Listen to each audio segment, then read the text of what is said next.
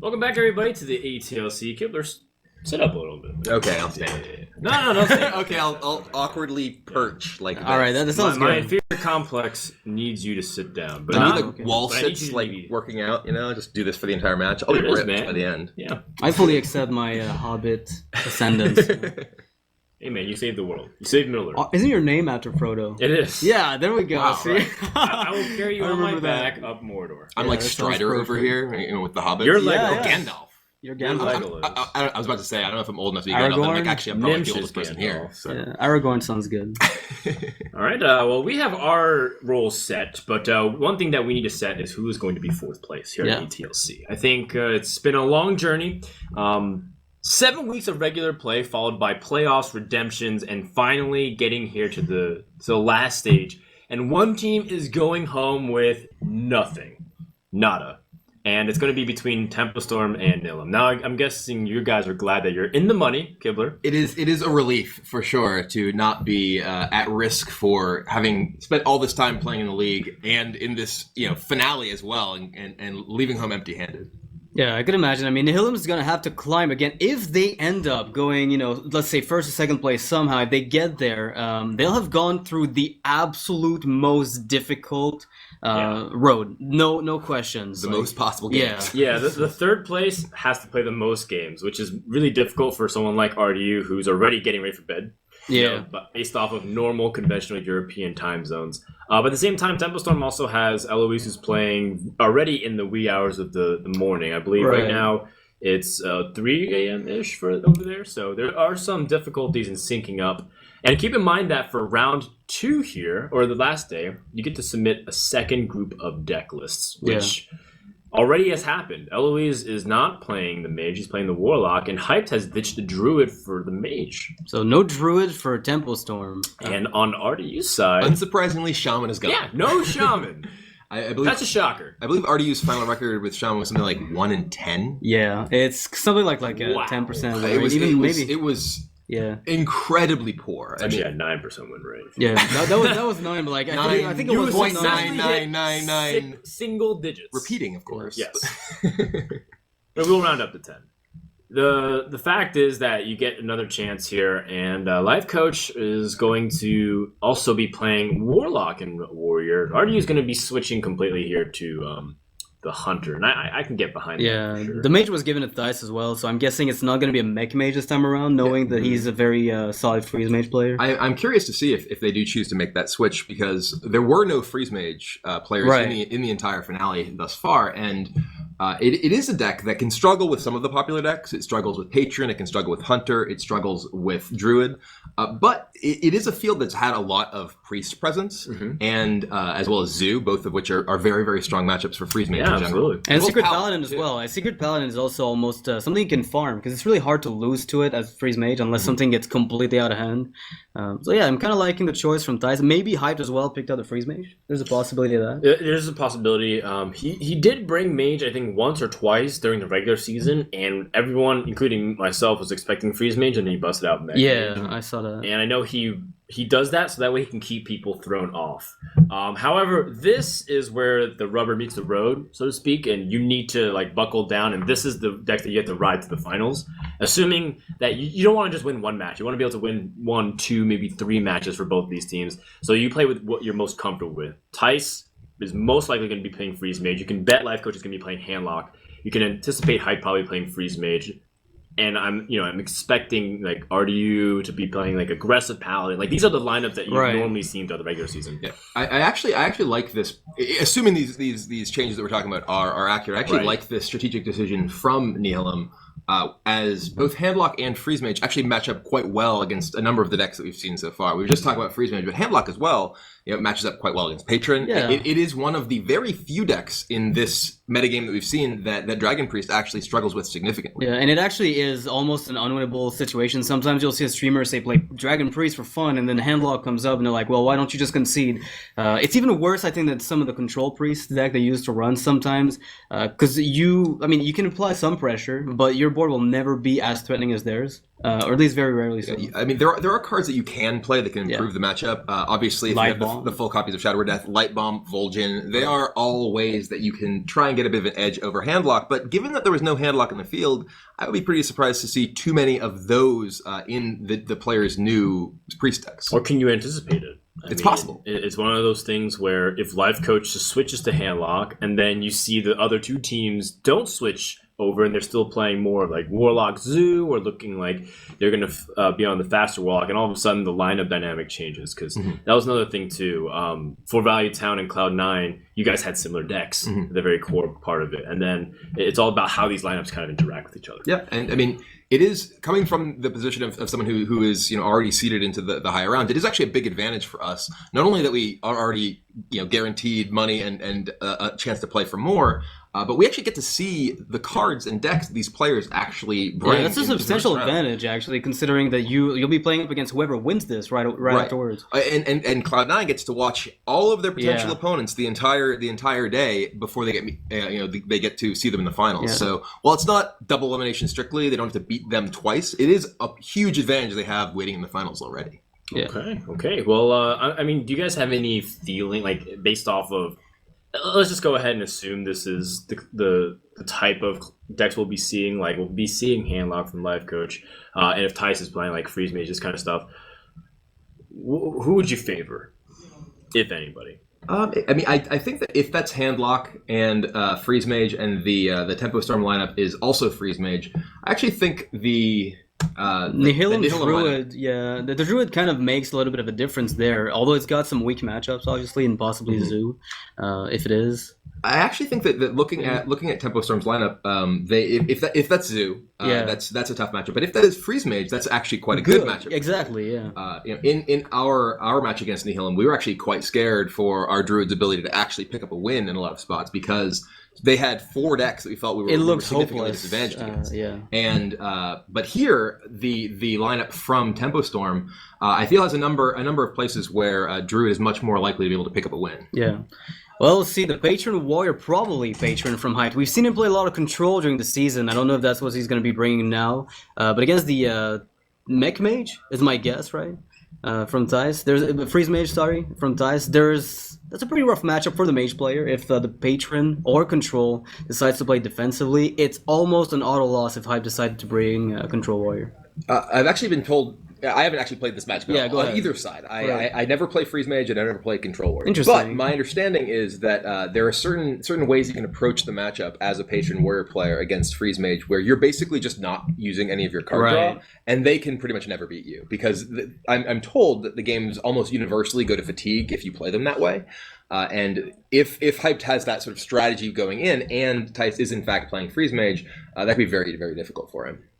Yeah, we've seen like Zille, for instance, a great patient player, and you see him on turn 1 already starting the fatigue game very frequently. There's been an occurrence, I think, of him not playing Armor Smith, and for that reason he went more aggressive in that specific matchup. But when you're playing the Armor Smith, there's no reason not to wait for that crazy, I'm going to gain 20 armor right now, and good luck Mage going through this without a crazy Archmage turn. I mean, if your ultimate plan every time is to fatigue them, you can start from turn 1 on. Exactly. So. There's also some interesting tech decisions that some of the Freeze Mage decks can make. I'm told to actually beat this. Dog was telling me that one of his teammates in the NA versus China match actually played a Cold Light Oracle duplicate Freeze Mage deck, because instead of Acolyte of Pain, so because you didn't have Acolyte of Pain, you're not drawing more than your opponent, so you're actually able to fatigue them and equalize. It's just this bizarre sort of weird, going super, super deep to win like one specific matchup. Yeah, kind of like this. That makes sense, I guess. Yeah. Also, I was told that Duplicate is another tech card that can give you a lot better chance, because you can actually play Antonidas, play Duplicate. Absolutely. And definitely. If you're able to actually duplicate Antonidas, it's like, okay, they're just not able to beat you, and if they don't kill it, then all right, well, you just have Antonidas in play. Yeah, Antonidas is one of those prime targets you can duplicate for that specific matchup, but how much does it harm other matchups as well? Like that's part of the issue. You can. Like every deck that you prepare for the ATLC, that Patron and that kind of deck will come. Can you afford that risk to like make all those other matchups worse just so you can beat it. And we do see Ice Block in Tice's opening hand as we're getting into the game here, and clearly Freeze Mage. So yeah, it's a Frothing Berserker as well for Hype, so definitely a patron deck. It's a little less favored, of course, than Control Warrior, because they're not armoring up as much, they're not putting down as the biggest threats. And Tice, playing the typical Freeze Mage. It's an uphill battle for Tice, but not an unwinnable one. Mm-hmm. And I'm curious to see if Hyped is going to take this, I am playing for fatigue from turn one type of approach to the game. Does that mean he throws back the Acolyte? Well, I actually, from my understanding, my understanding that means you never play Acolyte of Pain. Never. This is that you just Acolyte of Pain and Battle Rage that you just keep in your hand. This is again something that I've only sort of heard secondhand, but it's an interesting approach, I think. I mean, I would maybe consider playing the first Acolyte just because you're going to need to find the shield blocks or some of the potential ways to remove minions from your opponent. I mean, Freeze Mage does play minions, as weird as it sounds. There are the... they can beat you down. Yeah, they can actually hit you for a solid 10 by the time you're able to deal with them if you don't find the axe. So maybe that makes Hyped willing to play minions, and the Acolyte including. Okay, well, now it's where you have to evaluate what type of mage this is based off the coin into the scientist. Coin is a pretty valuable card. You can convert that into a fireball if you save it into the Antonidas. It's not as simple as grabbing board tempo because you often don't need to do that early on. But Tice, with this very aggressive move in the very beginning, already has made Hype question, like, well, I mean, if I thought it was Freeze Mage, maybe I do play the fatigue game and slam without having to commit drawing a card. Mm-hmm. Versus if it's more of like tempo mage or something else, then he has to be careful.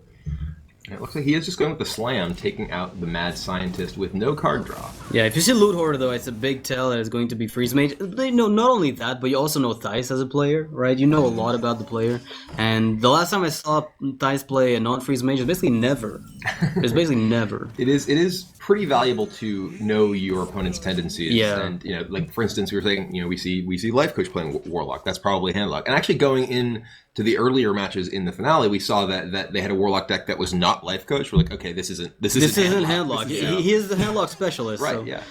Dice has the Ice Barrier up and not the Ice Block. We could see it because it couldn't be played, so you can't double up on the Ice Barrier right now. Okay, well, Hype can start taking out these loot hoarders. The damage that the loot hoarders get to sneak in are very relevant. Yeah. Being able to peck away at the warrior's health count is super clutch as the game winds down because these kinds of games are usually either like really close where the mage overkills warrior by like maybe 2 or 3 HP, or the warrior runs away with like 50. Mm-hmm. So it's because you always get to that point where maybe you could kill your opponent, but if you can't, then you just get blown out. Yeah, and that's a really great pickup from Tice. I mean, getting the Emperor here, he's gonna have to wait maybe to find a more opportune time, but with a Frostbolt and an Ice Lance already in hand, at this point he's basically looking for Archmage and possibly other spells to just get the maximum value he can out of it. I mean, Emperor is one of the cards that gave Freeze Mage the ability to compete with higher totals of armor than previously was possible. There was a point when Freeze Mage decks pretty much had a cap on the amount of damage they could deal because of the mana restrictions surrounding Antonidas. But with Emperor, that sort of all goes out the window. Okay, well, looks like Tice is going with the plan of just taking it slow, no need to overreact. And Hyped is going to respond by playing just, Frothing Berserker. He's not expecting this to actually do much. There's so many tools your opponent can have, whether it's being able to freeze your board instead of Doomsayer, just remove the Frothing Berserker. But he's just provoking his opponent to do stuff. Yeah, can you really justify playing the if you had Doomsayer with Frost Nova here, it probably wouldn't be good enough. Maybe it would be, depending on whether or not you have the Flame Strike for the inevitable patrons. Right, I think this, how he removes it is not important versus he's forcing Tice to do this instead of setting up stuff, right? Instead of like setting up his secrets comfortably so that way he can drop not Antonidas, the Emperor Thorson, or making sure he has a clean enough board so that way he doesn't have to use removal pieces, because every Frostbolt that he's directing at the Frothing is not going to his face, and that's less chances to chain things like the Ice Lance. So if Size goes for this line of play, there's a chance that Hype can actually mail him a card, right? Oh no, I was going to say if he pinks his own Acolyte, then that's possible, but in this case, he's just going to get one card out of his own. One thing that I really like that it was very subtle that we didn't really talk much about is that Hype decided to mulligan away his Armor Smith. Yeah. And I think people are always quick to jump on the Armor Smith train of like, I need to get armor as quickly as I can. but they don't realize how powerful double armor smith can be in compared to just one armor smith on its own. Yeah. When you can flood the board with patrons, you can get 2 armor smiths. You want to drop them simultaneously, especially in this matchup where armor makes the difference between winning and losing. Yeah, which Armor Smith is a much more powerful card later in the game in this matchup. Well, like you're saying, the ability to get multiple triggers at once. You know, when you set up your double Armor Smith in Whirlwind and with patrons or whatever else. Whereas just playing it early in the game, it can just die and maybe get caught up in a Frost Nova Doomsayer and not really give you much value when that armor is crucial to victory in this matchup. Yeah, precisely. Now, they've both been drawing a little bit amount, the Loot Hoarders, the Acolytes, and so I would say they're around even in fatigue. Maybe you hyped a little bit ahead because he did draw 2 per Acolyte. By a very small margin, maybe. Yeah, that would be like a very small margin, but the Frauling needs to be answered. You can't really just ignore it and play secrets. 16 to It's actually 17 to 16. So thanks to Mad Scientist as well. Oh, you're right. Actually pulling secrets Thinning out the of Tice's deck. He is a little bit farther ahead in terms of the deck count. And this is what Hyped would like to put his opponent into the position. He's like, well, he has a decent amount of cards in his hand. I don't want him to get a comfortable Emperor Thorson. Tice instead opts to draw some cards. Do you Nova ever? Nova gets better as the game goes on, too, because of the Patron Warrior. The Patrons. I mean, there's a Warrior. Yeah. It's always... Because of the Patrons. He's a warrior-looking guy. He gets, he wants to brawl. He's got the obnoxious beard. Oh, man. Noxious, you could do a good Magni cosplay. Oh, thank you, friend. Yeah, see? There you go. I could work on that eventually. Now we just need to get you hammers that glow blue. I think Magni actually has the best emotes in the game. By like a lot. Like, I actually don't there's think real voice acting. So sorry, friend. Like, just that actually makes me tilt. But like on one hand, I feel because it feels like the guy who actually did the emote felt sorry, but he didn't realize that Blizzard doesn't want him to feel sorry. Like he actually wants the players to just impose like misery on the opponent. He looks too sincere. 2 armor smiths. But there is a turn of coming up where there's flame strike potential, and you want to be able to put the armor smiths when there's a lot of patron copies and pressure, and you get a couple whirlwinds down, so you don't mind it getting blizzard or flame strike because you just get like 16 armor. So I think Hype's just going to hold on to it, even though this was an opportunity he could hypothetically drop both armor smiths. Yeah, and the Battle Rage as well is kind of a dead card in this matchup, especially with hand size like this. Sometimes you'll be able to get it early and maybe use it as a pseudo Acolyte of Pain, but in this case, it's probably going to overdraw much more than you're comfortable with. Speaking of overdrawing, Tice is a gigantic hand. He is, I believe, actually has 10 cards. Yes. Do you Emperor this, or do you still have to wait for the inevitable Archmage? Because Archmage makes this hand, it takes it from good to absolutely insane. Well, the problem is that you still have to make sure this file doesn't do too much damage. It's already done 8, I think. Yeah, next turn could be an issue. So you just don't want it to put enormous amount of pressure, because there's 2 things. 1, your opponent might gain too much life. 2, your opponent might get too much damage. So you definitely don't want either to be the case here. The Thanos here is just enough cycle so that way he doesn't overdraw, but at the same time, again, he's looking for better answers, and sometimes Thanos is needed in order to... It was pretty sweet here, though. I mean, killing the Frauling without having to expend the 2 mana lets him set up the Ice Block, kind of on curve, so it does what it has to. Gives you a card draw. Yeah, and Hype's taking this really slow. He's played a lot of Freeze Mage. I was even talking to him before the match, and I was like, well, what if they bring Freeze Mage? And he's just like, no, Freeze Mage still doesn't beat Patron. Like, he knows, he's played a lot of Mage, and so he understands the dynamic. And it's one thing to be very well-versed on the side that you're playing on, but to also have the information as an experienced player from the other perspective. Yeah, there's a lot of value to, even if they're not decks that you plan to bring to tournaments, actually getting practice with popular decks, because understanding not only how your deck works, but what other decks need to do to beat yours from their perspective gives you a bit of an edge. I mean, that was a criticism, even against you, Kibler, because you are good at piloting the decks that you play, but how you said yourself, you don't play Freeze Mage, you don't play Control Warrior, and those kinds of perspective can be helpful sometimes. I'm loving the Cone Cold here, using it as just 2 damage, basically it's kind of a ping plus 1 spell damage with the Blood Mage, but that reduces the amount of minions on the board, of course, for the inevitable AoE that your opponent might be trying to set off with Armor Smiths. Yeah, or patrons, or just Yeah, or something. frothings, whatever, right? Like anything goes. Well, shield block is Even something more to do. armor. More something to do. I wonder if Hype's going to just get to a position where he feels like the need to just drop something on the board, even if he doesn't want to. Like, realistically, you don't expect this first Warsong Commander to do much. If this hand gets too full, is there ever a point where you just drop something like It's been done, the Warsong, where you're like, I don't want to overdraw and lose stuff?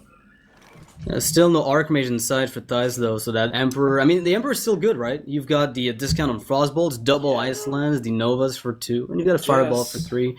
I think it's worth picking up because even if the Archmage is maxed as far as cost goes at 7, Right. you're still able to weave in the double Ice Lands, double Frostbolt on that turn and get yourself 4 more Fireballs. This is what he wanted. Yeah. Because now Hyped has something to crash the ghoul into. He can get more armor from this. He can get patrons from this. This is where the armor literally might just get out of control.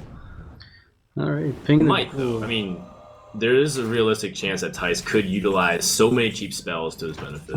I don't know. It looks really rough, right? It looks really rough. If you can just start getting... Because he can Whirlwind twice here and kill Emperor yeah. and put 2 Armor Smiths down. Yeah, that's So- looking disastrous. If he plays, for instance, Armor Smith, Patron, attack Ghoul, and attack Face, Yeah. you just generate so much armor. Yeah, it's actually better if you attack face first, so that way you get the Unstable Ghoul to get you 2 more armor, and then crash, and then Whirlwind again. Sure. And yeah. then you can even execute, so that way you can You kill keep the everything. Emperor, yeah. Maximize your armor. That's like the key to this matchup. You're gonna have more armor than health. Yeah, I think Hypeplay is pretty like at this point. Thais must know that there's almost no chance to actually go through everything. Once you see the Patron fall down with the double Armor Smith and the Whirlwind, Oh, there's he's almost going no way. super all in on the armor smith. Just Wow. get a lot of armor. I mean, who needs Execute, right? You can just attack the Emperor afterwards with his Death Spite. You don't really need it at this stage. Yeah, he can keep his death spite too. He Yeah. doesn't have to attack with it. It'd be scary though not to, I guess, considering what Mage can do with a double Emperor trigger. Also reasonable. This is sequence. a lot of armor. A lot. I think this is also wise from Hype to keep both executes, understanding that there are other 2 big targets that you want to take care of: the Alexstrasza as well as the Antonitis. And if you can't deal with either, they can make up a lot of damage. I Yeah. don't know if they can do that much damage though. Yeah, There's look a at lot of that. Look at armor. that. Look at that armor. And it's only going to get worse because you have to kill this board. So the only way you do Yeah. this without dealing damage to it and feeding even more armor is the Doomsayer. 72. 72? Yeah, He's casually. currently at 72. That's it. We might hit a record, and I've never seen more than, I think, 80 in competitive play. That's gonna be a really powerful shield slam to the face on a Wrath card. Oh Shield god, Slam please Face no. is big. Yeah. It happened I before. mean, Tice is at 36, and Shield Slam Space still kills him. it is. Too bad he doesn't run that in his deck. Unfortunate. Can't even execute the face either because there's too much life and armor. Yeah, he's not even damaged. No, you can't even execute the face. I mean, Nova Doomsayer means you're reducing the amount of damage of armor can be gained, but it's not enough, right? Like, even, you almost don't want to Flame Strike. But what are you going to do if you don't? You could Nova once here. Maybe there's an argument for stalling a bit before you Flame Strike. The Doomsayer doesn't even guarantee anything. Yeah, right. Your It's a opponent hope, could right? play the War Song, start copying stuff, start damaging stuff, and you're back in the same position. In fact, slightly worse because there's more minions on the board, and Flame Strike once again gives a lot of health. But the good news is that he killed off one of these armor smiths. So it's half the armor, right? Yeah, it's half the armor. Wow, where's that going? It's going to the face. There's no point in like fireballing a patron. Gotta get something going here, I'm you like, know? oh. He's like, well, I'm gonna go through that armor eventually. Might as well just get started. And after Hype took an intense blast of crazy temperatures resulting in fire, he's at 16-0. Yeah.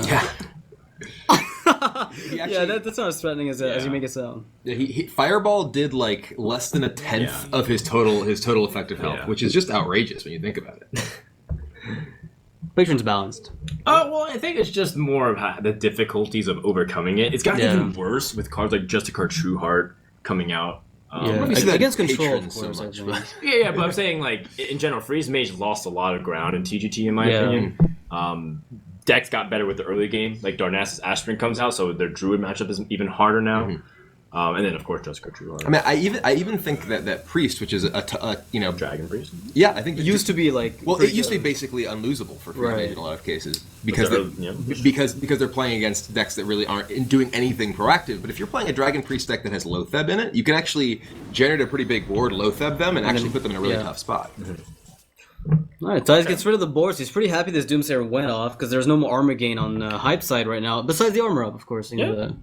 I think Hype still feels comfortable at 70. Yeah. For Tice to generate 70 points of damage, he needed Alex Straza to come out now. He needed Antonidas to come out also very quickly. And in order to do that, he needed to generate fireballs, and his opponent had to not have removal for his minions. So it's a bunch of conditions which unfortunately do not get met. Yeah, he might just try to draw into his win conditions, you know. He's been wanting to get those. He got a really good Emperor, if you think about everything. Step 1. Yeah, 2 Ice Lances and a Frostbolt. That's, a decent amount of damage. This Doomsayer is pretty interesting because it doesn't actually do anything against Hype's board because Hype has no board, but he's setting up the ability to actually potentially play that Archmage on an empty board rather than actually allow Hype to potentially have anything in play to threaten it. Mm-hmm. Yeah. Do you think we'll see a Frost Nova just because? Ever? Because he could just get an extra fireball from doing so because he expects to lose the Archmage, right? After it comes down on the board. Yeah, it's a legitimate opportunity too. Hype's thinking if he just plays Patron with the Warsong Commander, that gives him the ability to kill this Doomsayer, and he can intimidate the board a little bit.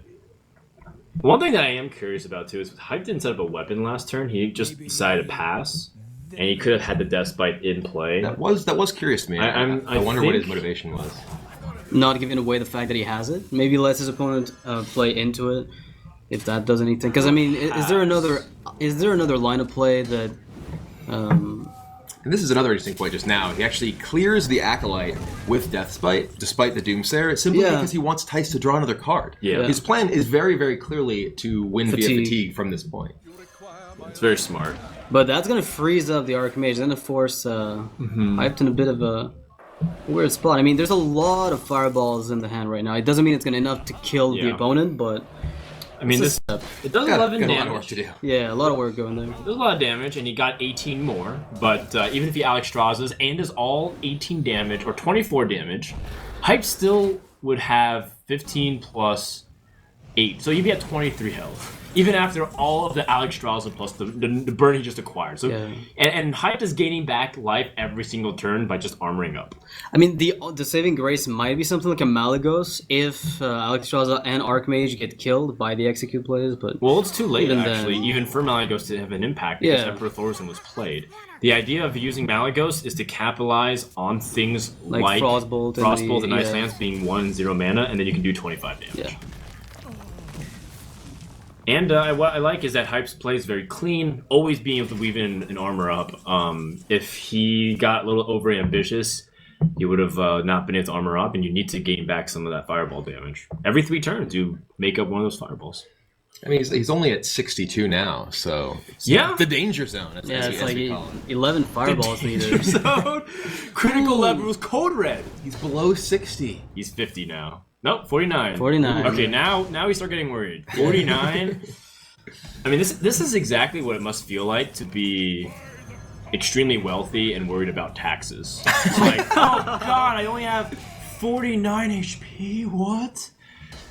It's like, well, calm down. You're still on a very big lead. Ooh, I'm almost out of cards. Tice second to last card. It's Alex Straza. Yes. Yeah, and the Shield Slam might with the added Shield Slam here. There's no way that Hype's not able to remove everything. It's a really lopsided matchup going into it. We kind of foresaw something akin to this. The only way that Tice would have taken this easily is if the Armor Smiths were the bottom 2.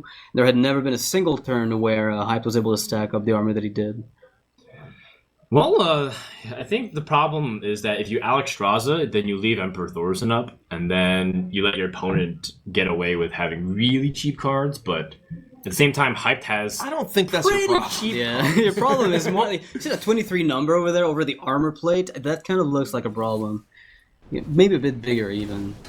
I think if each of your opponent's cards costs 10, you might struggle to win this game from Tice's position. Okay, that's probably true. I mean, yeah. All right. Well, in this case, there is no rush for hype. He's like, my opponent's on fatigue, basically next turn, and if the onus is on him to generate some way to kill me. Not to mention that he can always put his opponent at 1, and then fatigue kills him, or 2. Yeah, right. Because the ice block won't trigger. So. Exactly.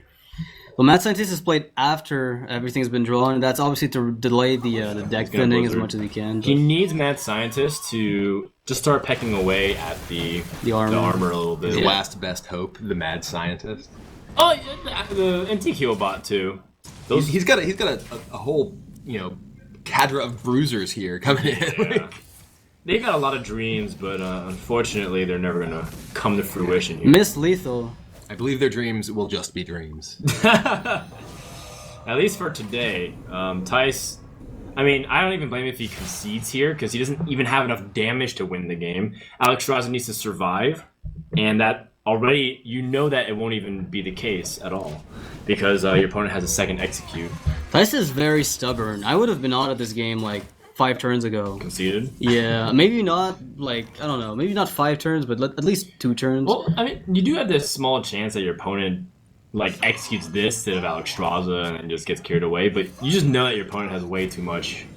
I mean, this realistically also could be a 30 damage kill. Yeah. And then 29, your opponent takes 2 fatigue damage in a way. Like, you just put him down to 1 or 2 HP. Yeah, and that's it. I think that's what he's going to do. I think he could do it last turn. I'm not too sure, because that extra double whirlwind from the Death by the Whirlwind could have also worked, I think. But yeah, it's looking grim. Okay, and this second whirlwind should push the Frothing Berserker to 10, hit, 3 HP. You put him at 3 HP? Is that the case? If you whirlwind again? I guess you could whirlwind one more time. Yeah. Yeah, you can. And then that's going to put the patron up to 17. You could actually, yeah, the Frothing can go up to 17 attack now, and then you pass. Right. That's pretty much it then. Looks like a game plan. There we go. Unless he pops the block, which would be kind of amusing. Uh-oh. Uh-oh. Wait, what? What? He just... What? Okay, that is actually not lethal this turn now, but... Well, it doesn't matter. It doesn't, I mean... It really doesn't matter. It doesn't This is actually matter, extended BM. There's a lot of You BM. can actually attack with the Berserker first. Yeah. I mean, Flame Strike, and then you Ice Block again, so and then you Alex Strother yourself. I think what happened was Hype was running out of time break based on the rope, and he was just waiting to see the number, but he just didn't have enough time That's to fair. do so. Is there a way for Alex to actually heal him and make him stay in the game? Like, if she attacks 3 times, is that even enough? There's no it's way. not- there's no way. That's for it. 22. Yeah, there's nothing. His Alex Strauss needs to burn every single Yeah, armor never mind. and put his opponent at 1 HP. What am I even saying? And then he can kill him. I'm looking for that glimmer of hope. There's none. Yeah, I mean, he can Alex Strauss himself now. which Yeah, is but he's the still gonna key. die in 3 turns, right? And then the shield slam. Oh, I mean, here's another thing interesting too. Hype actually didn't have a way to activate. Okay, he did, but he didn't have a way to activate the execute. So if this shield slam didn't exist, for example, maybe there was an inkling of hope. But even then, Alex Strauss would have to attack for 5 turns uninterrupted. So Ty's staying in the game. Maybe he wants as much information as possible as to what the lineups were, because we know that Patron sometimes doesn't run the Shield Slam arsenal, right? So it's actually pretty nice for him to know that. Not that it matters now since the deck's out, but This realistically could happen the opposite way too. Yeah. Because Hyped, if he's playing Freeze Mage and if Life Coach is playing Patron Warrior, the same thing could happen. So this is not something to be worried about if you're a Nihilum fan, because this same exact scenario could flip. upside down. Yeah. Patron Warrior isn't exactly a deck that's hard pressed to pick up wins in this format either. So There's no Mech Shaman. that's true. It is not. Yeah, I think Tempo Storm opened up pretty standard. That was the move for a long time, to open Patron Warrior in this league, because it just had the best win rate across the board. And then some people started trying to capitalize on that. Like, they would throw in the Mech Shaman, right? Like, very beginning, try to catch the Patron off guard, ambush them, get the free win. In this case, I really wonder what they were anticipating, sending the Freeze Mage first, yeah. They're clearly trying to catch something. Everything else, I think. Because Freeze Mage is also one of the most lopsided matchups sometimes. Yeah, Freeze Mage is a deck that has very, very polarized matchups. You have very good matchups and very bad matchups, like we were talking about before with Patron. And I do think that Freeze Mage is actually probably a deck that has a very high win rate against most of Tempo Storm's lineup. Right, if we are assuming that this is Zoo and the Secret Paladin deck.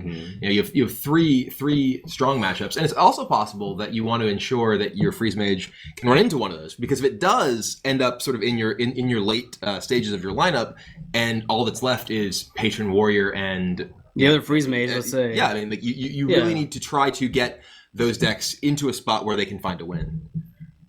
I agree. Makes sense, I think. I don't know if Tice is going to be coming out again with a freeze mage. There's a chance he does, because again, we're in the same scenario where they're trying to isolate that one good matchup, and the earlier you get it, the better off you'll be. And I think that might be where Tempo Storm goes for the cut here. So I think if they're expecting Tice to not be afraid, but they still want to pick a deck that's like pretty decent across the board, I think it'd be like Gar's Hunter here. Yeah, I would agree with that. Then you can still grab a win, and if Tice for some reason chooses to play Druid and gets benched, then you can get away with everything Freeze Mage is good again. So you can play the Secrets Paladin and the Warlock and just keep winning. And all of a sudden, because of that bench rule, it's a really one-sided opening for Tempo Storm. And we're thinking very far ahead. It's still 1-0. It's very simple as sending Life Coach's Patron out, and then him getting a win, and then Tempo Storm is on the same exact footing.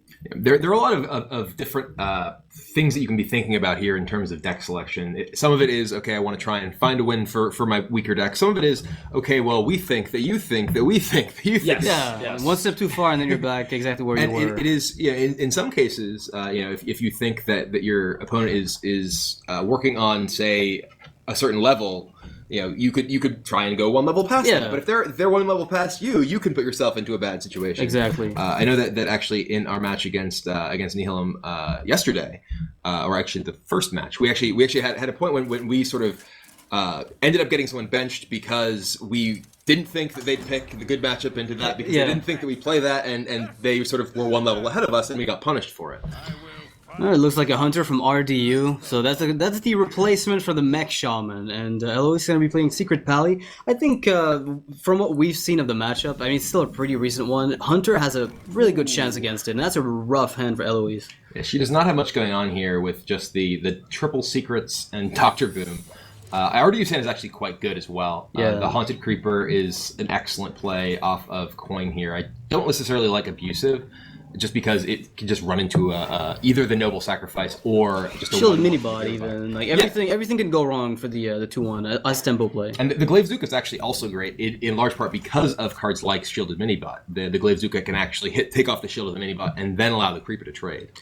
Does she have to just hero power here? I mean, I can't imagine Noble Sack would make any sense when you've got an Avenge set up. Your turn 3 could be Noble Sack and the hero power. Eloise's hand here is quite poor. I think that you just have to hero power here, because if you do play Noble Sack, I guess you could play Noble Sack and then the Creeper gets triggered, and you lose your Noble Sack, and then you can still just do the same thing next turn with the hero power. I think I know that's a possibility, but I think it's really weak considering that you're floating mana pretty inefficiently. Mm-hmm. The one thing it does do is dump your hand, so that way if she had Divine Favor, I think you could argue that if that Dr. Boom, for example, was replaced with Divine Favor, you can make a case that she wants to get all of her secrets out. And I like this play of just using the hero power, just sacrificing your noble sacrifice against a deck like Hunter, where you may run into things like Archangel that they can protect you from in the later turns of the game. I think is important. Yeah, RD's worried about nothing here. I mean, competitive spirit, you just defuse. If it was Noble Sack, you pop the Spider. If it's Avenge, it does nothing. There's a lot of secrets that could happen here, but none of them is particularly problematic. And this is the danger of the Secret Paladin deck, is sometimes you just draw all your secrets and they're bad cards. These are they're all okay individually, but when you draw a handful of 1-cost spells, it's going to be difficult for them to be that good. And Juggler gets picked up. Speaking of that good, speaking of being good, Juggler looks like a pretty sweet play. Although you might have to trigger the trap first, see what it is. If it is Noble Sack and you get a trap, then that's pretty sweet. Mm-hmm. That allows you to use Abusive Sergeant to trade as well. Right, exactly. Yeah, this is actually a pretty powerful turn from RDU. He's able to clear the secret, clear both secrets thanks to Abusive, and potentially even set up either Juggler or Glaive Zuka on an explosive trap in RDU's deck. That's going to give the mid game to him as well. I mean, even if it turns out that somehow Eloise is able to get back on the board. I wonder what if he's going to play this Juggler here, or I think he must be potentially scared of Consecration, doesn't want to commit too much to the board. Right, I agree with that. I think it's probably a decent argument. And he might instead just hero power or Glaive Zuka instead. I don't mind the Glaive Zuka, but you could also hero power for the same effect. I mean, next turn you can always go for the Glaive Zuka by surprise as well, and then the Juggler on the back end if it's worth it. And then Eloise picks up a Haunted Creeper, which she really would have liked to see a few turns ago. Yeah, the Haunted Creeper on turn 2 would have been much better, so that way Avenge could have better chances for it to land on a lot of smaller minions for better trading. But Yeah. as a result, I mean, the Haunted Creeper has at least something to play. I don't know if setting up a secret is very strong either because of how many 1/1s there are. So Noble Sacrifice and Competitive Spirit don't do much. You can almost argue that the 1/1 token does just as much as Noble Sacrifice, and you get to keep it, but Dumping your hand, right? The same argument you are again. dumping your hand exactly. by doing so. The thing is, like, with the amount of secrets that have been picked up by Eloise, that significantly weakens the Mysterious Challenger as well. It's true. She's actually gotten both copies of Noble Sacrifice already, so it will not pull out one there. Yeah, the magic trigger of, like, everything, like, chaining Noble Sac into Avenge, into Redemption, into Competitive Spirit, that's not possible anymore. I mean, I think what Eloise really needs to pick up here is probably Muster for battle. She needs something that actually allows her to contest this board and actually generate a board presence of her own to take advantage of Competitive Spirit. Well, Pilot Shredder picked up, which allows RDU to have a pretty dominating presence on the board, except he can't clean up everything. It's going to be a 1/1 left, right? Unless he goes for Glade Zuka. Then that's a little weaker, though, and it really doesn't accomplish much. Yeah. It's much weaker because the Pilot Shredder is very imposing onto the board. Oh, man, RDU just knows what's up. Yeah, he can also bluff Freezing Trap by attacking into this 1/1. Makes sense. Eloise will still have no choice but to trigger it and replay the Creeper if there is a Freezing Trap. Ooh. Interesting. There is a challenger, at least, for Eloise. We were talking about how it's not nearly as powerful as it would be if she hadn't already picked up a lot of her secrets, but... And she can play one secret on top of that as well. Mm-hmm. You almost can't play Kings to trade into the Shredder, even though you'd love to, because you expect Freezing Trap. So that's well, now she knows. Now she knows that it's not Freezing Trap. Or Snake. So she basically knows that's explosive or bear, so probably explosive. Or Misdirection. It's explosive or bear. Oh yeah, that's a dream, Frodo. Yeah. No Beast to enable Kill Command, but there's a Quick Shot. You could always use Quick Shot Glaive Zuka. You face Tank 5, but I think it's maybe reasonable. Noble Sacrifice eats the 1/1. Yeah, eats the 1/1. I guess because she doesn't want the 5/5 to die. Yeah, well, that Freezing Trap is also putting a dent in Eloise's plan. Right, but because the secret has been discovered, Freezing Trap's impact a lot weaker. Not to mention, now that the 1/1's been saved, the Freezing Trap gets much weaker as well. So you would maybe just go for Glaive Zuka and Kill Command or Quick Shot? That's a good question, right? I mean, sure, Kill Command can actually deal as much damage now and be more expensive, but it's also more mana efficient, and you don't have a beast at the moment. Right. Well, it's part of you may actually be going just for a trade with Shredder. I think maybe he just hits face because there's a chance you just trade and then pop the 1/1 with whatever comes out. Yeah, now that he played. Oh, that's a scary pickup. This is actually, possibly the best Whirling's Mathematic that RDU's had all week. It's still better than Mix Shaman. They actually get to connect. Oh god. He played it well this time. It's true. Both Noble Sacrifices have been used, but even then he had the weapon to do so. No more Noble Sacrifices, you know that, so you're just Freezing Trap and ignore the board.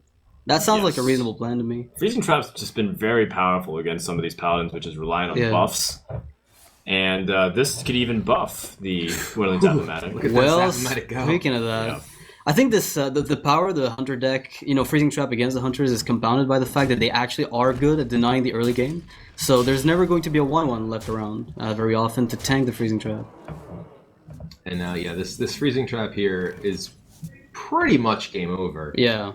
With the even without the Freezing Trap. Oh, it's a really bad spot either way. Even without the Freezing Trap, it was very impossible. It was almost impossible because there's too much damage and burn in the hand, and Eloise just can't race RDU fast enough. And I think a lot could have done with the early game hand from Eloise, but also, I mean, RDU also had a decent curve. It just shows the power of Hunter. If you can just maintain that curve, you're in a good spot.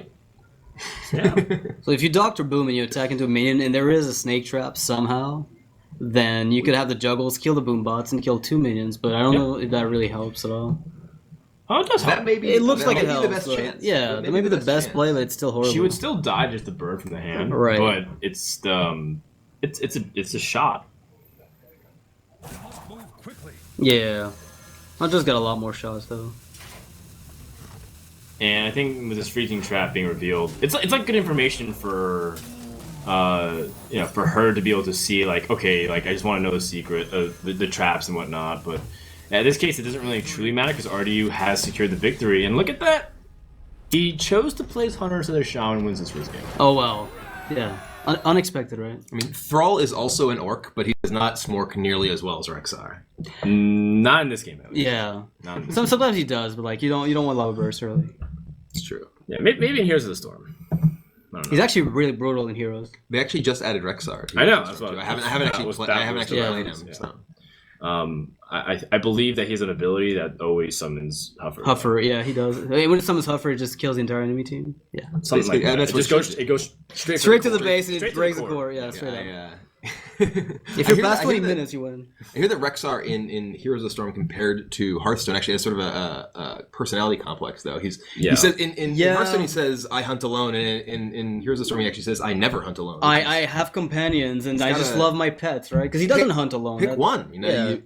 What do you do? He actually not only says I never hunt alone, but he actually acknowledges the fact that people do say. He says, "It is said that I hunt alone, but I never hunt alone." Yeah, like, well, which is true. Is base the place or not? It's Schrodinger's Rexar. All right. Well, 1-1 right now for Templestone Nihilum. Pretty decent lead. The Hunter there was what I was anticipating Templestone to bring out, but now they brought out the Paladin. So Eloise is in danger of being benched here if she plays once again. So I have to think that maybe Gara chooses to go out here. With the Hunter or the Priest? I think the Priest might have too few good matchups to bring out now. What do you think, Kibler? I know you play a lot of it. Priest here definitely struggles against the Freeze Mage and Handlock.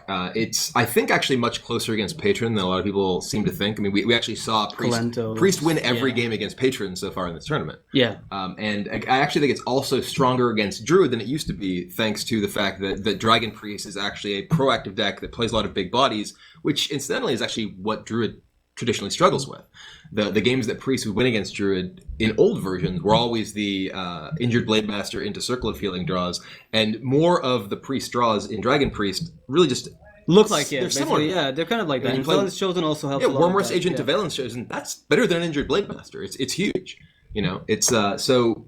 I think that the Priest has basically a couple of reasonable matchups and one bad one, and this is two bad ones, and this is one of them. This is a horrible matchup for Gara, but there's a chance that the Priest can zoo down the mage. It happens sometimes. You just get a perfect curve with an Azure Drake on the back end. You just start with a Whelp into the Wormrust Agent, and you get away with it. It's a very tough matchup. Yeah, the Priest deck is really all about generating a powerful board state, and with specifically the Frost Nova Doomsayer.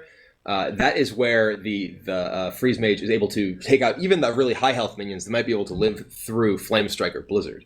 One of the things that the Priest deck can do to have a better chance in this matchup is play with Shadow Word Pain, because the ability to actually remove Doomsayer from the board is a very big deal. Yeah, we've seen a lot of Shadow Word Pains actually, since a lot of people run at least one Shrinkmeister, sometimes two. It works with Cabal, works with the Shadow Word Pain, so I wouldn't be surprised if Gar played it. Yeah, I believe we actually saw Smite out of Gara's deck earlier in the weekend. It's possible that he's changed his lineup, though I know that he felt quite confident in his deck choices from the conversations we had this weekend. We actually played the same lineup. We played Dragon Priest and Hunter, so we're both like, man, great decks. But for Holy Smite to work in Dragon Priest, doesn't the early game already accomplish that in a way, and you don't need to double dip in the... Holy Smite does a couple of things. You actually have both Azure Drake and Valence Chosen that give you spell damage, so you can actually get better value out of Holy Smite than you would. Fronan's like... I was getting ready for my casting position. Oh yeah, casting is good. So anyway... We're Resident Sleeping for real. You guys you have nothing on us. You don't know anything about Resident Sleeping. But yeah, so Holy Smite also works quite well with Vol'jin, which is one of the best ways for Priest to deal with sometimes something like a Doomsayer. Holy Smite Vol'jin can actually deal with Doomsayer at least slightly off curve, as well as Ysera, which is a very powerful card in the mirror match. Yeah, the only way you really have to deal with it is like Shrinkmeister, Cabal, and Vol'jin. Holy Smite would actually give you an extra out. So you know what? That makes a lot of sense. Do you play Holy Smite in your Dragon Priest? At least the one that we saw earlier. I was not playing it before. No. Okay. I did have Shadow Word Pain. Yeah, that's what I remember. I remember Shadow Word Pain quite vividly. It actually did a lot of work in two of the games that we saw you play. Could you actually tell me 30 cards for 30 cards what's in your Priest list deck right now? That I played before? Yeah, just like right now. That I'm now playing? No, Yes. I won't tell you. Oh, You should be able to, right? damn. Okay, well, I believe. Oh! you caught me. So this is actually an unusual decision on Gara's part to include the Confessor Paltress. He has a very late game focused Dragon Priest deck, which maybe that's a nod toward how strong he actually feels the Priest deck is, because having more late game focused cards is more likely to actually help win those matchups. But here, this is not what he's looking for. Gara in this matchup really wants to have Worm Rest Agent into Dark Cultist into Blight Guardian, and just keep going from there with the perfect curve. But it's actually possible that Dice as Mad Scientist are going to be able to pack in quite a punch before they're dealt with, based on the hand that Gara has. Yeah, I mean, Mad Scientist is actually a card that is pretty important for Mage decks to get down in the early game against Priest because of Cabal Shadow Priest. It's one of the only cards that in many Mage decks, or at least in Mage deck like this, that are particularly vulnerable to Cabal Shadow Priest. You could always take a Doomsayer, but that never works out well.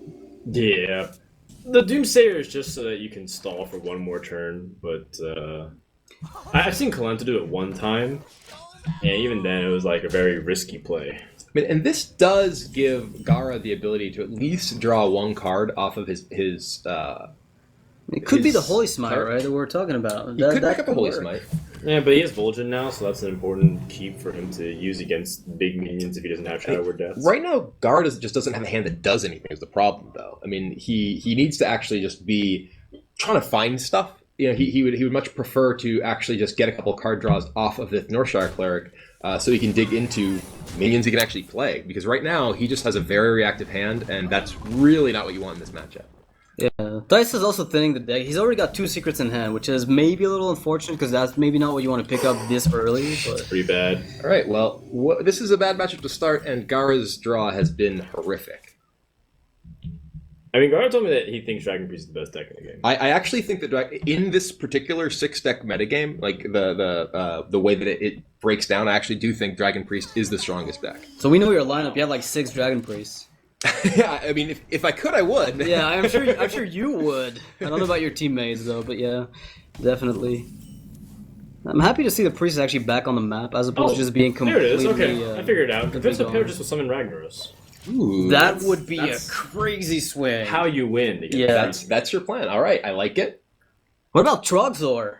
Ragnaros is actually. I think Ragnaros is probably better. It's than like Trogzor. probably better. Oh, just because come on, Trogzor's cool. Trogzor is cool. That's true. Especially against Freeze Mage. It's pretty cool. I think Confessor Paltress might realistically be his win condition. Yeah, I mean, I actually think that, particularly given the way that this game has progressed, Right. the way that he can potentially win this game is, in fact, Confessor Paltress. Right, and it's not even just Ragnaros. There's like different things that could threaten it as well, like just big minions that you have to constantly freeze, and if your opponent can't remove it, like, even if it's like Baron Geddon, he just Vol'jins that. Yeah. Like the Doomsayer, and then the Doomsayer just gets killed by Baron Geddon. So 3 secrets are in Dice's hand. We have to maybe highlight this a bit. Not that they're absolutely bad, but if they don't get triggered, that clogs up the hand quite substantially. I think he's anticipating if it's worth playing the Doomsayer. He says, Gar's been having very awkward turns. He must have really expensive minions. And if I can get ahead of it, maybe he has a Cabal Shadow Priest. that's risky. Doomsayer actually prevents Gara from playing Cabal Shadow Priest this As a turn. Yeti, right? Yeah. Oh. Hey, there it is! Speaking of the devil, so if he had Holy Smite here, he would actually be okay. Because he could use Vol'jin with Holy Smite to get rid of it. And because you have 2 deaths, you can deal with Alex. You can deal with Archmage. Maybe not the Emperor, but... It's interesting. I mean, what Cabal Shadow Priest effectively does by stealing Doomsayer is it gives your minions on board one more turn, right? So, like, for example, if you have Emperor Thorson, and you felt like you needed one more turn of Thorson, you can steal the Doomsayer. But it doesn't actually... Would it? Really? Because it would trigger at the start of your next turn. Yeah. So it wouldn't trigger on the mage's turn, it trigger on your turn, so you get one more turn. Okay, well, at the end of his turn, nothing Or, like, happens. I don't know, there's different, like... Yeah, okay. I'm not sure what's happening. I guess I'm talking about, like, that's the kind of... Sure. Yeah. I mean, one thing it actually would do here, potentially, is prevent Tice from playing his own Emperor Thorson and getting more than one trigger. He could actually... That's the reason He can why actually you would potentially play play his Cabal Shadow Priest here, take the Doomsayer. Tice is going into turn 6, so it does prevent Tice from perhaps making what would be a very efficient play with Thorson. Yeah, that's a much better statement than last. I'm sure that's what you meant, though. And this is actually the play that Gara makes. Well, actually, I meant that whatever you have on board. Tice is very confused by this. He's like, why would you do that? And Agar's like, I'm on another level, man. It's particularly amusing because Tice immediately drew Acolyte of Pain, which is actually a fantastic target. Yeah, so this stalls out Tice's turn. Yeah, a lot. And it actually gives Gar the opportunity to be a little proactive with the, God forbid, Twilight Whelp. Crazy play there. Get in there. Yeah. Oh, he had the really Holy big Smite. combo, too. Crazy there for Gar. He's got all the removal in the world. That's out of Fireball range. I like this. Yeah, I like this Valence Chosen immediately. Getting your minions big enough to be able to survive the direct damage spells, AoE effects from Freeze Mage is pretty important. You're not going to get Valence value by like surprising them and killing a minion. It's just not the dynamic. Surprising a Freeze Mage. Yeah. That's a fun one. Gotcha. Yeah, surprising a Freeze Mage is like, oh, I play a minion. What do you do? And this is actually slightly awkward for Gara here because he did just use his Cabal Shadow Priest for the kind of tricky try and stop your Emperor turn play. Yeah. And now he is facing down this Acolyte of Pain, which we would really love to steal. Hey, you could heal it. Holy Smite. No, you can't. You have to Light Bomb now. And then you attack the Acolyte and he mills a card. You don't have to do that. Okay. Nor should you. I thought you had to. Milling a card is... And actually casting Light Bomb does 2 damage because he has Valence Chosen. Oh, you're right. So you'd have to heal it first. It's true. Yeah. Which I'm horrible. doesn't feel worth it at that stage. Oh, come on, man. Milling a card is one of the most overrated things. It really Yeah, is. I guess It's actually... If you mill 2, I could see the reasoning, but 1 is absolutely not worth it. Because he's going to draw the card anyway, for the most part. I mean, it is true that Gara is in An a really unwinnable, bad position here, and that maybe his best road to victory could possibly be, I'm just going to hope that I hit your Antonitis and you can't kill me, or whatever it is. So I think if he plays the Confessor Paletrus, he's gonna like see if his opponent can remove it, and then like if he does, then Ysera can come down. Oh man, that would be such a crazy all-in. But the thing is, passing with 6 mana onto your opponent is just really ambitious. I would have played Vol'jin over this. That was ambitious. Yeah, it's actually going to work out in this case because Pretty sad, because I think Confessor Paletrus could have had awesome potential. Now, Confessor Paletrus might summon Nat Piggle, and we would have actually done nothing. or Lord Walker Cho, and that would have been amazing. But Lord Walker Cho is somewhat okay for Freeze Mage. Yeah, because you it's clog like, their hand and they can never. They usually can't really benefit. Like you give them Blizzard, it's like, oh, you're not Blizzarding anything on my board. That's fine. Use Frost Nova. It's like, okay, those things don't really matter as much. What really does matter is like cards like Ice Block. That would be the big Lord Walker Show moment. Yeah, you give it to the priest. There will be a Nova. Is he just gonna let that Labor Ice Lance it? Oh, he goes for I'm the gonna use the Ice Frost Nova instead. Aww. All right, now you can play Sarah, unless you go Vol'jin Holy Smite, which he might actually consider. I mean, it's 7 health on Vol'jin, so that's a really big deal. No, it's a huge deal. He does have Double Death in his hand already, so he has the ability to deal with both Antonitis and Alexstrasza or Emperor. Yeah. And then just the ability to actually generate a meaningful board presence, especially against the second Doomsayer here. You now don't have to worry about your board getting cleared when it does contain significant number of high health minions. You're playing into Flamestrike really harshly here. Healing the Whelp might have been potentially a bit more safe against Flamestrike. Tice just allowed Confessor Paletrus to stay up. Like if he had Flamestrike, he would have cast Flamestrike last turn. If you was it good enough? It would have killed. It would have killed Confessor Paletrus. Confessor Paletrus and he would have been able to save Frost Nova and Doomsayer. So I think that you are in a position where you don't expect Tice to have Flamestrike unless he just drew it this turn. Yeah, that makes sense. Does Tice have enough to just Alexstrasza offensively at all? With the 2 Ice Block, with the Ice Block and the Ice Bear on the back end, maybe. I mean, it's going to put his opponent in a really weird spot. I mean, the thing is, you might just get beat down past this point, because that's a lot of damage on the priest side, even though it doesn't really kill you. It might be enough to be. I think the thing is that there's not a lot of threat coming out on the other side when you have that much health. But the problem is, I don't think you have the guaranteed follow-up of damage, so I don't feel as comfortable. Yeah, if you had like a few fireballs from Archmage prior to that, maybe you'd consider it. And usually that's the way it goes, right? Sure. I like Ysera. She's actually really dangerous for Tice. This feels like an opportunity I feel like to Nova. play Ysera, I like Nova here. I think Yeah. it manages to preserve the health of all your minions. You can get multiple minions out of range of at least Flamestrike by itself. You deal 3, so nothing to hate there. I guess if you Nova, you can Nova and heal your Whelp, and none of your minions are vulnerable to Flame Strike. Other than your two big minions. The Blackwing Technician is mostly just kind of a sidekick that doesn't do anything. Like, you don't expect it to do anything this game. Because if Flame Strike hits, right, it just gets pinged. So she's got her work to do. Leave her alone. We gotta deal with keeping the other ones alive. Right, so at the same time, I can understand that Ysera can never be played if the next turn is Alexstrasza. That's true. You absolutely. And this is. I could see the Alexstrasza might just come down here because of the second fireball pickup. Yeah, makes a lot of damage real fast. Yeah. That's almost going to be impossible to come back from. Actually, double Nova is one of the ways you can stay out of reach, because the single bit of healing you're getting from your heal power is often not enough. But that's actually. There's a possibility, right? He's gonna be. I think you need to. You want to Nova heal this turn, right? And no choice, because you need to get as much value out of your hero power as you can. Yeah. Unfortunately for Gara, Holy Nova doesn't actually, or Spell Power doesn't actually affect the healing of spells. It only affects the damage portion. So while Holy Nova will deal 3 damage, it will only heal Gara for 2, despite the Valence chosen. Well, Nova heal looks like the only play anyway.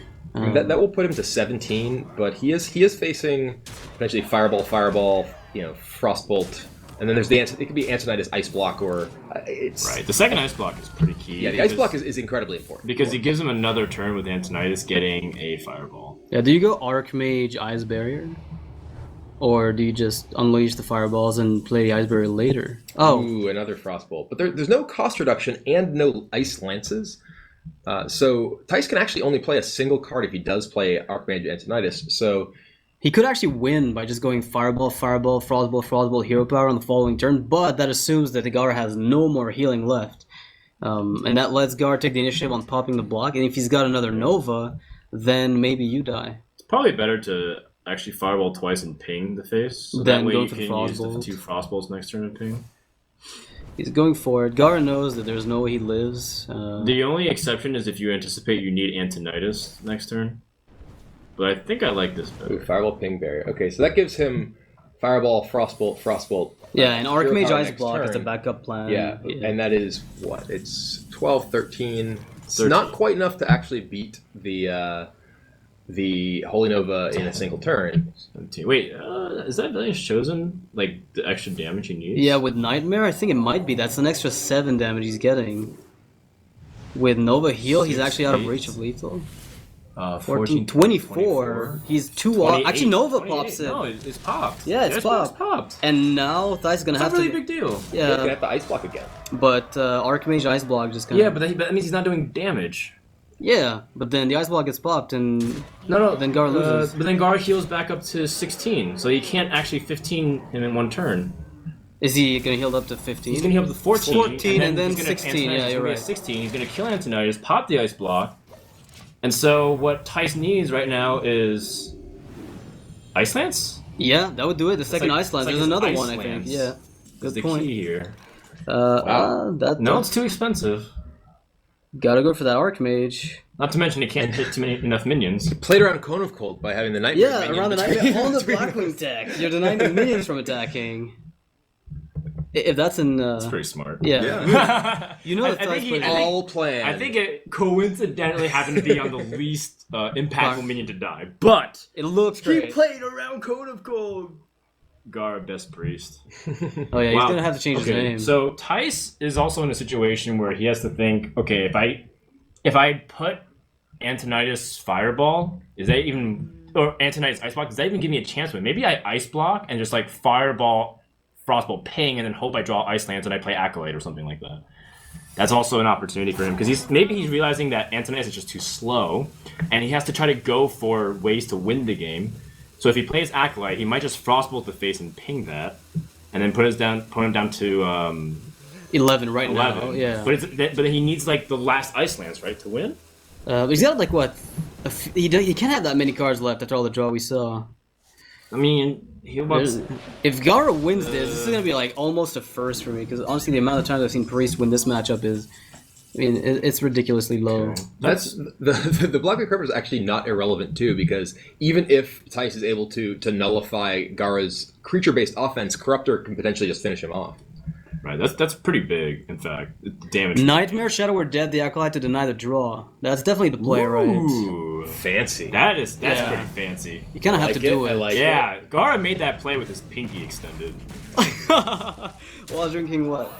Find a drink. And he wants to play a 4th minion here because that does Some give kill him too. 4 threats against Cone of Cold. So Yeah. even if Tice does have the Cone of Cold, he can't actually neutralize everything. He's now gone through both ice blocks, and Tice is at 2. The Ice Lance are bust. And Ysera awakens. Ysera awakens. Ice Lance are bust. No, it's not. Now he doesn't have enough mana. No, he would have exactly. Oh, he enough. would have Exactly exactly enough. enough mana. Exactly enough. He One has to play an draw. Ice Lance right now. Do it, Dice. Yeah, that'd be 13 damage. It's a 50-50 because he has 50. Wow. more. He's got to do it. There's no, He knows there's a chance. Yeah. He could realistically pick up. and other look at things. Gar's face. He's just praying. There it Oh, the draw. there it is. It is exactly the card he needs. Exactly kills Gara from, wow, a terrible spot in an incredibly close game. Such Yeah. a great play from Gara, though. Like, this entire game was navigated really well by him.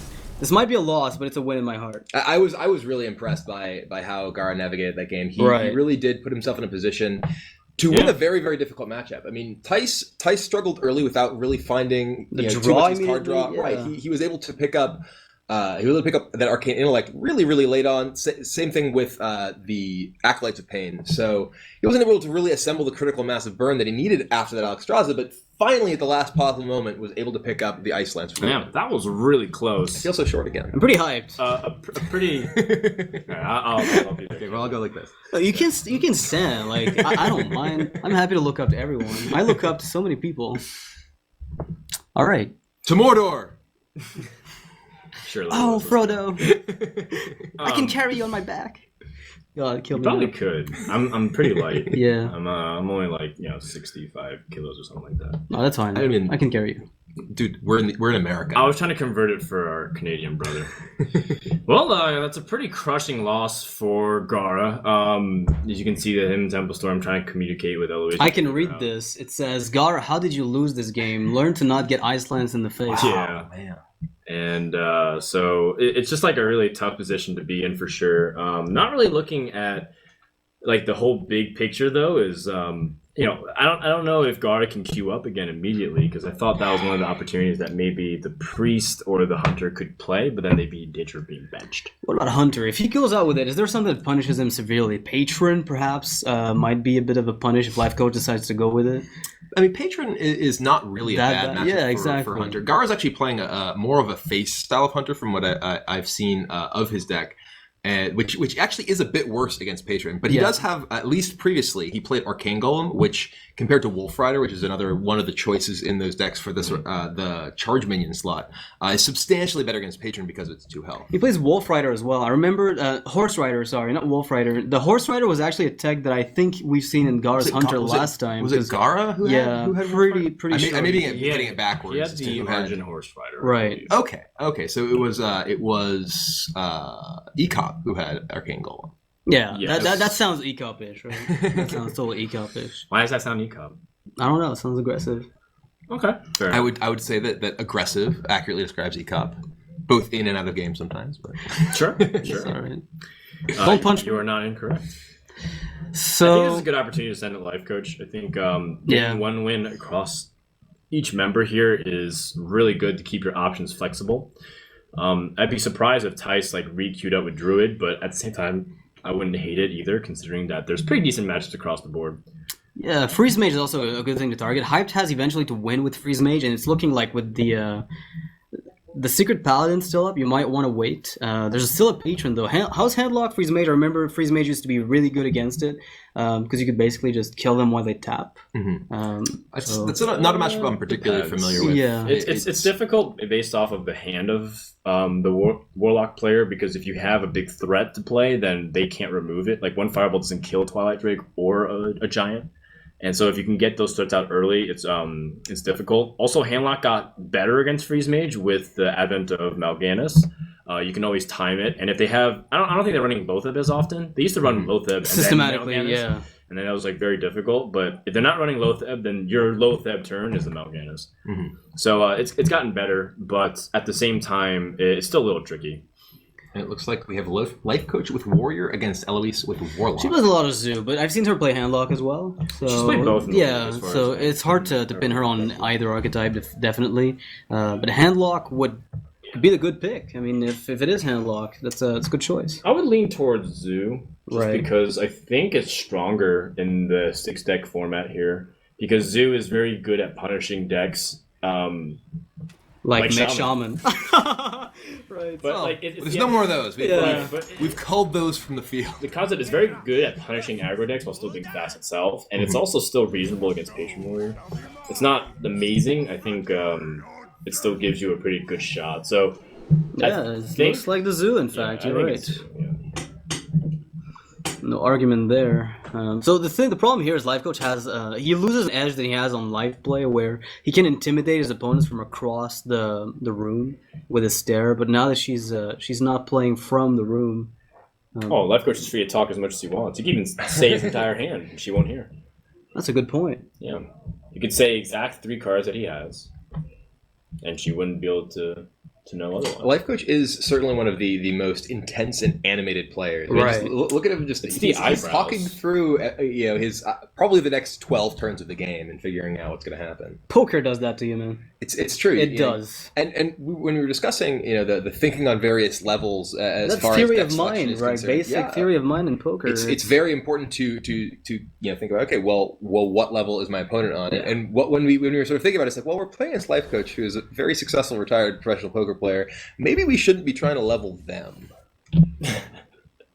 Well, good start from Eloise. It's actually excellent hand from both players here. Right.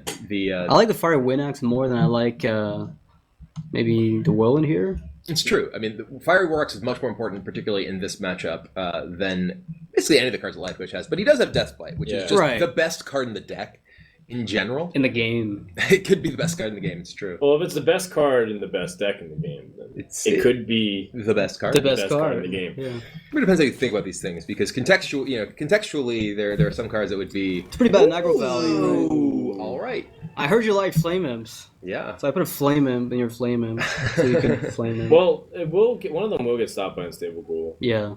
But It is true.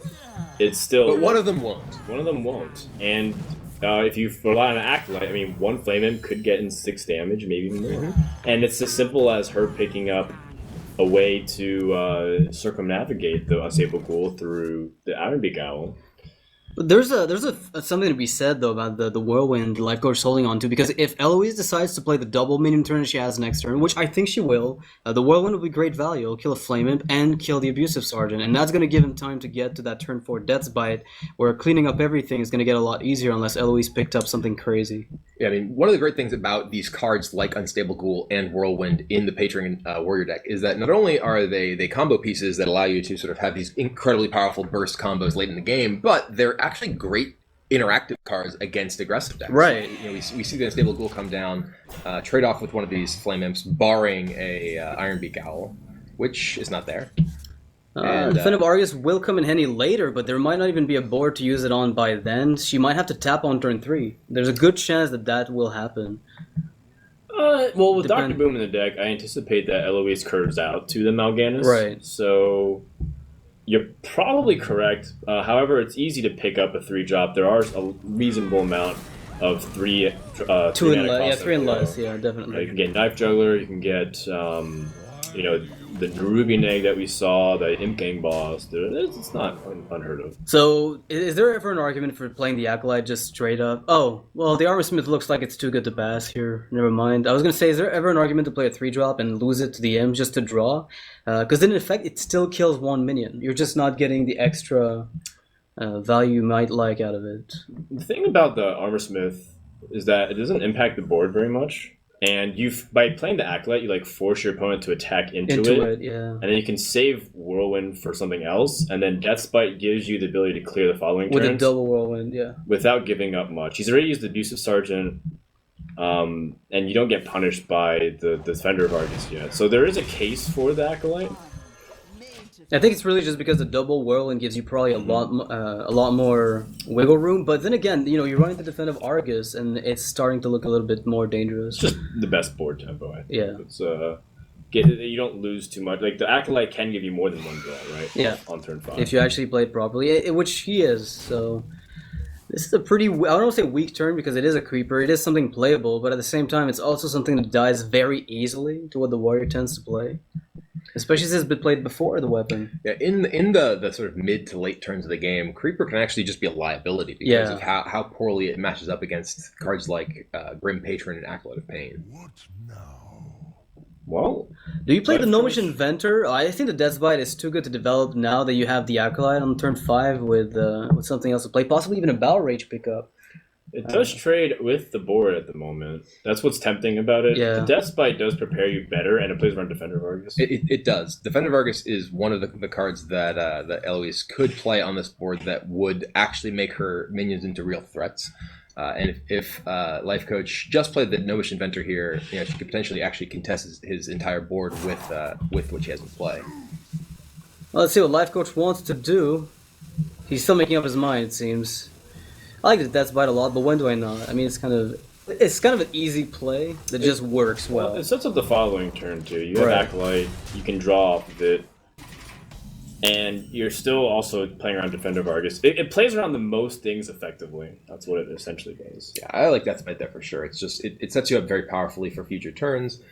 Does clear at least one of the small threats off the board, and it also, you could potentially enable card draw with Acolyte of Pain next turn as well. So, Creeper tap, or would you ever Defender of Argus a 1 Creeper to attack into the... It's not very strong. Yeah. Yeah, it's super weak, especially against the It Deathbite. does so little. The tap is so much more valuable. Oh, Doom speaking card of is tap, pretty decent, but there's no execute yet, so that's one thing. It That's might true. get picked up pretty quickly, though.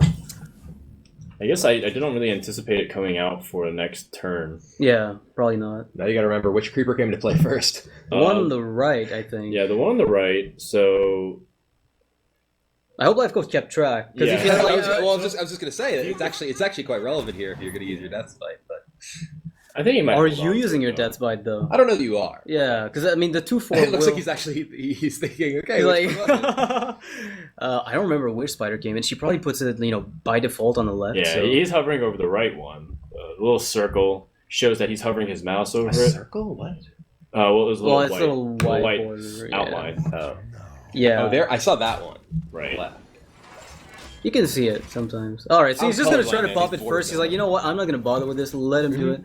But that Defensive Argus is exactly what we're talking about. It turns the board into a threat. You might want to kill the Armor Smith here by smashing with the spiders. But the thing is, there's a good likelihood the Life Coach ends up trading it away or dies to the Deathbite after a trade.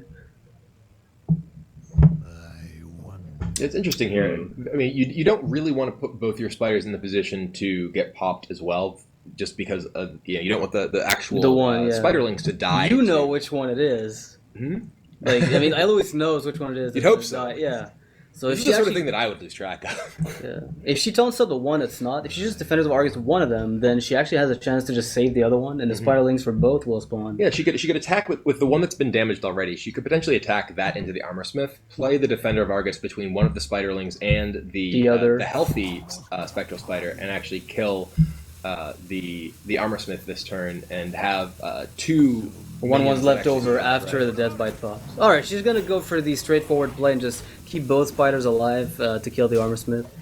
And Life Coach, I think, is still in a very commanding position. Yeah, now This he's is in a oh. position to. Wipe the board, basically, almost. Yeah, just use Inner Rage. Slam. So what you can do is play the Acolyte, use Inner Rage on a 2/1, hit the 2/2, and then clear the board of everything. Yeah, I mean, And then draw a card. it's hard not to do that, to make that play, I think. Like, the Slam also gives you an extra card, and you can still wipe the same board. The slam only enables him to Kill hit the the defender. face. Kill No, the defender, kill right? the defender and hit the face with the Death Spite instead. But I think that you're okay taking this damage. I think his priority is valuing like what's the least damage he can take. Which one is the I don't know if he knows which spider it is still. He's got this grin on his face like, I'm not too sure. Well, it doesn't even really matter. With the whirlwind effect, yeah. You know, because now he can just collide into stuff and use Inner Rage to guarantee it. If he remembers, then he doesn't have to. He can even just hit. He has absolutely no idea. Oh no, he's picking the wrong one, I think. This- Oh, wait. Life Wait, coach. no. Is that the right one? I don't think it is. I don't know. I don't think. Is it? And No, it wasn't. Life coach. This is amazing. No. Well, unless he wanted to challenge the no. Oh Punish. my god, punished really hard Super here. punished. That's actually That's a actually crazy brutal punish. because not only does this spider get to Wow, clear- but the egg's the name. Yeah, Yeah, it the egg survives. also The gets egg enabled. gets buffed. No. Oh, life coach. Oh boy. All right. Well, I mean, the game He's is still fine, far right? from over. Yeah, I mean, you just look at that patron, the death bite, the whirlwind, the inner rage, and you're thinking to yourself, "Welp, it's not over yet. Not by a long shot." But it was a situation where if Eloise had no defender targets, what was Yeah. she forced to do? Play Doomguard. Doomguard? Yeah. She would have been in big trouble. Or even tap with the egg, right? So that's what she would have to do. Life coach gave her an opening by doing this. So I really like just playing Deathbite. It's so, I mean, you could always just armor up Shield Slam if you feel like that's ever relevant here, but you have the shield blocks. It's hard to justify doing that just yet. The shield block here gives you a draw, but you do have shield slam, so Keeping you might it, want to keep it yeah. together. You can, but at the same time, I'd play Deathbite every day here. Consider me old-fashioned, but I can play Deathbite. I played Deathbite in Patreon. yeah, he's at a good enough life, I think. Yeah. especially the shield block. As long as he didn't forget that he didn't have enough mana to shield slam, we're good. Oh wow, that's a pretty okay Warsong commander. Ooh, yeah, he's actually going to be going into turn 8 with the ability to actually just go off with these patrons. And this is the turn to the game where Zoo is in a lot of trouble. Yeah, look at the damage though. We're looking at like just from these two mains we have 8, 9, 10 plus a Doomguard stacking on top for another 6. It looks like we're going to be sending in the Direwolf Alpha and connecting for a lot. Yeah, there's a lot of damage being dealt. Like the Doomguard hitting for 6 after this. So it puts up to 11. Yeah, puts him to 11 health. I think he's still gonna be fine just based on the hand that he's got. But Something slightly challenging is that a direwolf is what keeps the defender barges from copying the patrons, but you can't prevent that because the direwolf alpha itself. I mean, with the Deathbite up, you don't have any defense. Even with the 3 attack taunt, the Deathbite can take that out, and then patrons go crazy. But that actually does still leave up the Doomguard and the Nerubian, barring the inner rage that we do know is in Life Coach's hand. all you need now is like a Mal'Ganis that never gets answered, which it will, of course. There's like almost no way the life coach doesn't pick this up. Is he not? Oh, he's not Warsonging. Okay. No, he's just gonna go for the whirlwind effects With the instead. execute. Okay, yeah, that makes a lot of sense. He's able to actually just wipe the board. Yeah, Yeah. 2 executes. Do they really need the charge, right? That's the question. I think ultimately, not really. And so basically, it's come down to Eloise not being able to win anymore. This is like way too hard to. Oh no, Doomguard tap, Power of Whelming. I've got it for you. Yeah. it's Okay, there. you're right. It's right there. That is a possibility. It's possible. That is actually a way this game could end. But it Doctor. would have to be specifically runner because from that point on, he's She's gonna dead, armor yeah. up and no longer possible. Well. And there's Oh, Doomguard. oh, that's 5 damage. What else do you have? That's unfortunately. Oh, I know what you have. You have Runner Juggler into Implosion for everything face. Well, Yeah, I'm being very optimistic. Statistically, I believe that is the most likely outcome of this game. Yeah, I guess so. How do you even go about this? Yeah, If you play the Doomguard now, you lose your charger, but if you wait, your opponent armors up and is out of range. you can't keep Doomguard and hope for like a PO. It's just not happening. Because the problem is that if you draw Power Overwhelming, it won't even go on your Doomguard because you have to play it Exactly. first. Unless you tap once more and then you play Doomguard, discards the 2 other cards, and you get PO. But then that's only 9 damage on 10 health from the warrior at that The stage. sequence would be that she has to draw Power Overwhelming on the second card. Right, Like, exactly. She gets one from the turn, she plays that. Yeah. Yeah. Oh, She just goes for this. It's still very unlikely. we're looking at what? I think it's actually just. Oh, that's it's yeah. just With the Fiery axe. Wall. actually Fiery just closes War out the game. Never mind. 18 plus 3 will kill her. Yes, you're correct. Well, pretty close game once again, but it's a 3-1 lead for Nihilum, and Temple Storm is in very bad position right now. I blame the spiders. Well, Life Coach made that closer than it had to be. Right. It's true. Yeah, the misremembering which spider came first definitely put things in a little bit worse of a situation than Life Coach could have been in. Right. But Grim Patron, once it gets to around turn 8 or so, thanks to Patron itself, Death Spite, all these whirlwinds executes, just able to take total control of the board. It's kind of hard to actually lose against the zoo once you get the patrons out. Like, they have no way to clear it. They'd have to play the old school Hellfires. Yeah, the actual card Grim Patron is just so powerful in that matchup. Yeah, it wasn't even the Warsong in charge. Warsong wasn't even played. Yeah, it was just the patron itself that'll do it. Well, Gara is... still smiling. He's dying inside. Oh, no, maybe he's not. Now he's actually dead inside. Yeah, this is the hiding behind the chair in disgrace. Priest Temple Storm, well, here's one thing that I can say. Before the league began, there was a bunch of people predicting how things would go, and a lot of people put Temple Storm to finish bottom two.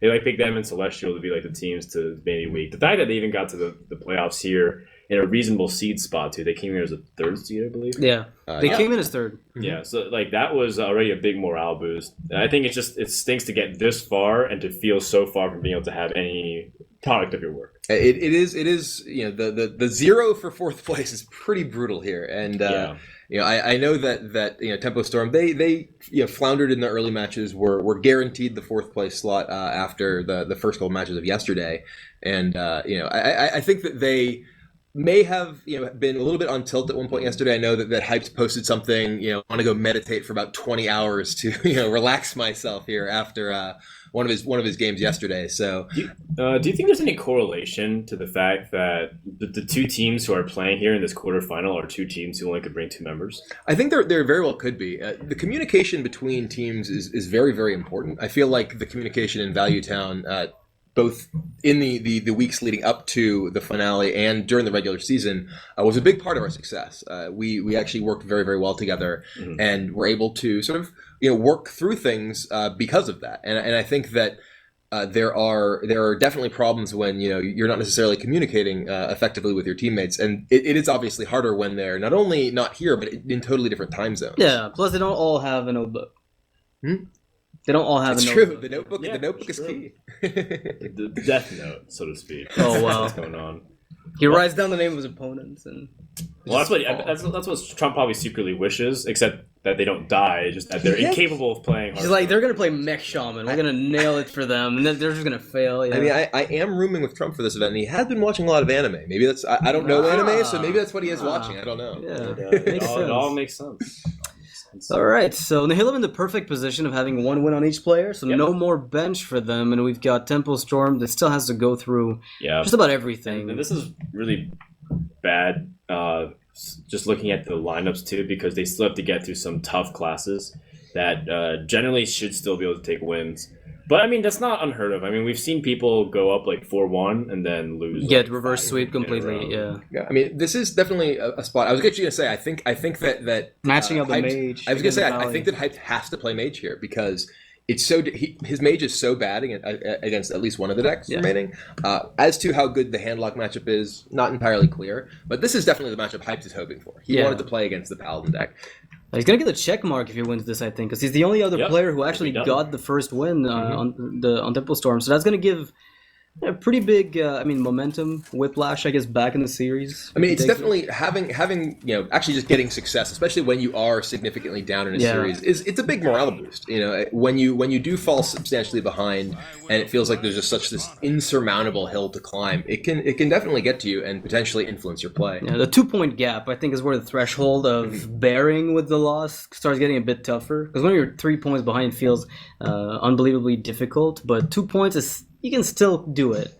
So if he gets this, he's going to be able to almost equalize. And Tice as well, or rather Hyped as well, just like Tice, has decided to play Freeze Mage. We saw absolutely no Freeze Mages in the seeding rounds of this tournament. And now, all of a sudden, Freeze Mage from both of these teams. Definitely an interesting adaptation. Crit believes that Freeze Mage completely dominates his deck. He says there's no chance secret for ballot. I've actually watched multiple games where Crip has said I've never seen I've never seen Freeze Mage lose to Paladin, and then Freeze Mage lost to Paladin, and then the next time I was watching him casting Freeze Mage versus Paladin, he said I've never seen Freeze Mage lose to Paladin.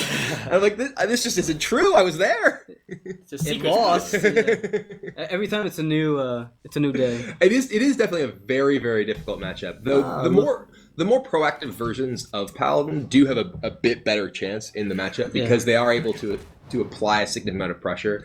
The secrets themselves are actually extremely weak in this matchup. They're very, very combat oriented. So the Mysterious Challenger, while it's kind of a bomb in other matchups, here it's actually just not that. It's a fireball target that you have to ping afterwards, basically, once it comes back to life. The interesting thing too is that I guess Repentance negates the value of something like a Doomsayer. That's the best one in the matchup. Is definitely Repentance. Wow, that's actually looking what a time very to be good. alive. Yeah. What a time to be RDU. Repentance is the best. Eye for an Eye is coming. There's gonna be a 30 damage. Competitive Spirit gives him sometimes a little bit of buff outside of AoE, but it's very rare because of how frequently low health the minions are. A big problem with Competitive Spirit, specifically off of Mysterious Challenger, is just how it lines up against Flame Strike turns. You end up casting Mysterious Challenger, and your opponent can definitely respond with either Flame Strike or Frost Nova Doomsayer. Another thing that's kind of a weakness of these particular Secret Paladin decks against Freeze Mage is that they typically don't play many silence effects, if any. And Ironbeak Owl is one of the best ways to actually deal with the Frost Nova Doomsayer. A one-of, I think, makes a lot of sense in that deck. If only to deal with even the counter deck sometimes. In a mirror match, Ironbeak Owl can be the difference between you losing or winning because of the amount of buffs that just go around. So he's going to opt for the Acolyte instead of the ping. So taking the 2-1 off the ping and keeping the coin was not enough. This actually, Blessing of Might from RDU here suggests that this is actually just Aggro Paladin. This is not, in fact, Secret Paladin. Yeah, I'm actually liking this because it's going to... I mean, if you go for the trade or the Juggler, you can then go for Shield Minibot and probably Blessing of Might that guy. I think Muster for Battle is still overall stronger. I do think that I would prefer a Muster here. For the 3/3 damage. You get the Juggler damage. Yeah, it's perhaps likely your Juggler gets pinged down next turn, and getting the 3 damage in from Muster, along with the weapon and the bodies themselves, I think is a stronger overall turn. If Muster said, like, deal 4 damage to your opponent, summon a 3/3, it's kind of what it's happening. It does, yeah. It's just like a lot of damage is going on. You aren't impressed at first by the 1 damage here, the 1/1 here, but they do add up. Yeah, and with 2 Ice Blocks in hand, the only thing this Mad Scientist can get is Ice Barrier, unless Hype is playing something weird. The Nova's gonna buy him some time, if he picks up an AoE. He's gotta find Blizzard. Oh, there's Ice Barrier. Oh man, another Ice Barrier, and that's gonna be the end of this Mad Scientist's short life. Wow, this game might end very quickly. And as I said earlier, the more aggressive versions of Paladin are the ones that can actually... And this is definitely a very aggressive version here. We do see Mysterious Challenger come out of RDU, so he is playing, I suppose, just a version of Mysterious Challenger Paladin with a more aggressive bent thanks to the Blessing of Might. Yeah, Thrall, if you're gonna Smork, do it right. Paladin knows best. And Hype, you see Hype sort of muttering to himself, kind of shaking his head a little bit here. This is kind of a nightmare scenario because this is exactly the matchup that he did want with his Freeze Mage deck, and he's not winning it. He's dead. Way behind. If he plays Mad Scientist and Ping, he's dead. And he knows that. He knows that there's too many easy ways for his opponent to kill him. Yeah. Hail Mary he actually played a little greedy with the Coin Acolyte. Yeah.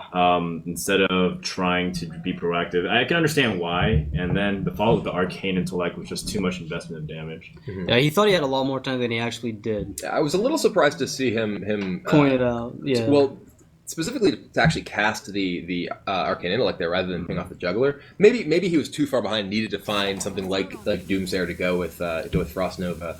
But here, I mean, he's basically done what he could, and now is facing actual just lethal next turn. Well, top deck the Doomsayer, and you can still get a board wipe. That's pretty much it. But even then, you're like at a critical health level. So there's 16 damage on board. Actually, more than that with the Juggler coming out. So there's like 17. That's forcing Hype to have Doomsayer off the top, or another Nova to use with the Doomsayer afterwards. So it's going to be a little difficult, to say the least. If RDU actually plays Juggler plus Minibot, yeah, that's or even just Juggler plus Hero Power, yeah. Yeah, he potentially puts hype to a point that even if he does have Nova Doomsayer next turn, he actually can he just kill him with the weapon? No, not quite. Well, I think he's gonna be like 2 durability short, but he can find Consecration. 1 damage short if he Choose plays over Juggler. Champion, Consecration. There's a lot of outs in the deck. Any No, Charger. Maybe you just leave he's- one room for a Charger minion in case you need to just go in if he goes for a new Nova Doomsayer. That's something. That's an argument you can actually make. I could see that. You just leave one room open. It's reasonable. Never mind. Yeah, he can't actually play Juggler or Minion. You can just get like one. Right, one hit. if you played Juggler and another minion, you'd actually put him to Ooh, that's not Doomsayer. Nova. the perfect draw. So his other option is to Frost Nova now and play Mad Scientist, and hope his opponent doesn't have Choose over Champion. Or- His other option is to play Ice Block and just really hope that he can stall out. But the problem with Ice Block is that You're need... 1-1. Yeah. You're down to 1 health. I mean, you have to find Iceberry off the top to go with the Nova, and then still he live still against has the weapon. the Vice Justice. Right. So you really need Iceberry on the second block or something. Yeah, I think you're overall just dead. If you don't know. He also dies even if that Shredder's Doomsayer. Like, because it still juggles to the face. Yeah, it's 1 hit. Yeah. So he's looking for that AOE or like a heal bot. He probably runs a heal bot. There's no way. But the thing is, the heal bot right now doesn't save him. This needs to draw a second Frost Nova. Okay, and he gets Blessing of Kings. Doesn't really do much. He can buff a minion, so that way he can spread it out. Like he can buff his Knife Juggler, which is honestly You not- buff the enemy's loot hoard and you smash unreasonable. yourself into it. Good BM. Yeah, it's still losable for RDU, but it's gonna be very really low weird. percentage chance. I think it's like a 3% chance or less for Hype to win. He has to hit 3 cards specifically of like Frost Nova, and then RDU has to miss like Consecration, Choose Over, Cog Hammer. Yeah, even Hammer Brat. I mean, Hype actually can stall for multiple turns though. He has 2 Ice Blocks. I actually I'm not sold on attacking with this weapon. You'd keep it for. I think if your opponent gets up an Ice Block and you're able to get him to 1 and he can freeze your board, the weapon actually gives you the ability to kill him. I guess RDU does have Juggler and minions that can do the same thing, so it may not really matter. Well, I think Hype's thinking he has Flame Strike next turn. Now, here's a question: if you Flame Strike this board, you get to juggle from the Shredder. No, you do not. Okay. So it dies before the effect comes out. Because I feel like I've done stuff like that where it's like I clear with AoE, There but the have juggler like been- still pushes damage. Yeah, it happens like it's a I think it's like MKing boss. Hearthstone Science has something like that as an explanation. Like player priority, I think, might make it so some players get the trigger and others don't. Interesting. Still nothing you can do. You Yeah, wanna he was go for the Ice really Block. banking for Frost Nova. Blizzard actually doesn't help him because he still died at whatever the Shredder drops. You have one more draw, He 2 more has to draws. Ice in Block fact. here. Yeah. And if he Ice Blocks, then I guess he plays Mad Scientist. No? Doomsayer. Man, Doomsayer would be pretty crazy, but it's just optimistic, to say the least, to expect that to work. Oh, more card draw, because why not?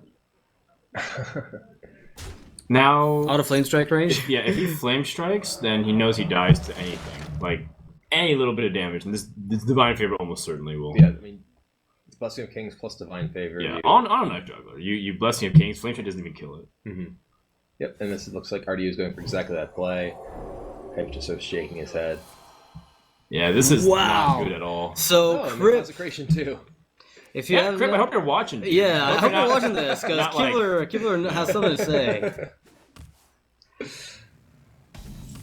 Frost Nova wouldn't even keep him alive. To be fair, this is aggro paladin, which definitely does have a different dynamic in the matchup than mid-range paladin. Definitely. much Yeah. less suited to actually pressure Right. nearly as hard. It's a very different list, but I had to get RDU's list. It reminds me of the first draft that he showed me back when we were playing on It's just Sky. like so interesting that RDU's playing like aggro only exclusively, and I think it has to do with the fact that Tyson, Life Life Coach are so not anti, or they're so like Not against the actually. idea of playing aggro. Generally speaking, like Life Coach refuses to play aggro. Just purists. The closest thing he has is the Mech Mage, but even then, it's more of a mid-range approach type of stuff.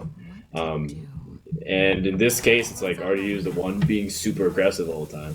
Yeah, it's kind of like those Tendrils players in Magic, I guess. They just refuse to play anything else. I think he's got to play second ice block here, unfortunately. I mean, there's no way to win if he doesn't. Yeah. And there's also no way to win if... Whoa. Oh, so he's hoping the juggler never does a juggle? Okay. No, Oh, he's going to juggle once. Yeah. he's just gonna. So he's hoping he's giving room for his opponent to make a mistake by like attacking first. Because if he just juggles one time, then he wins. If he attacks in, then he gives him a small chance. Or you actually should just consecrate. Yeah, just consecration and pass. Okay.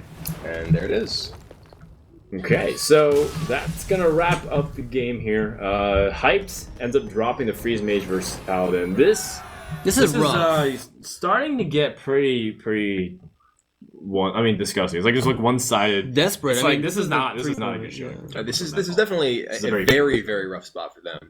They need to really come into a serious late night rally here and pick up a couple of wins in a row, because they have, I believe, Tice's Druid and Life Coach's Warlock left to go through, and they have to basically try to beat Handlock from Life Coach, which is actually like a Handlock specialist. And those are the two of those. That's their signature decks. Right. If I pin somebody to play Druid, if I want someone to play Druid for me, it's gonna be Tice. So.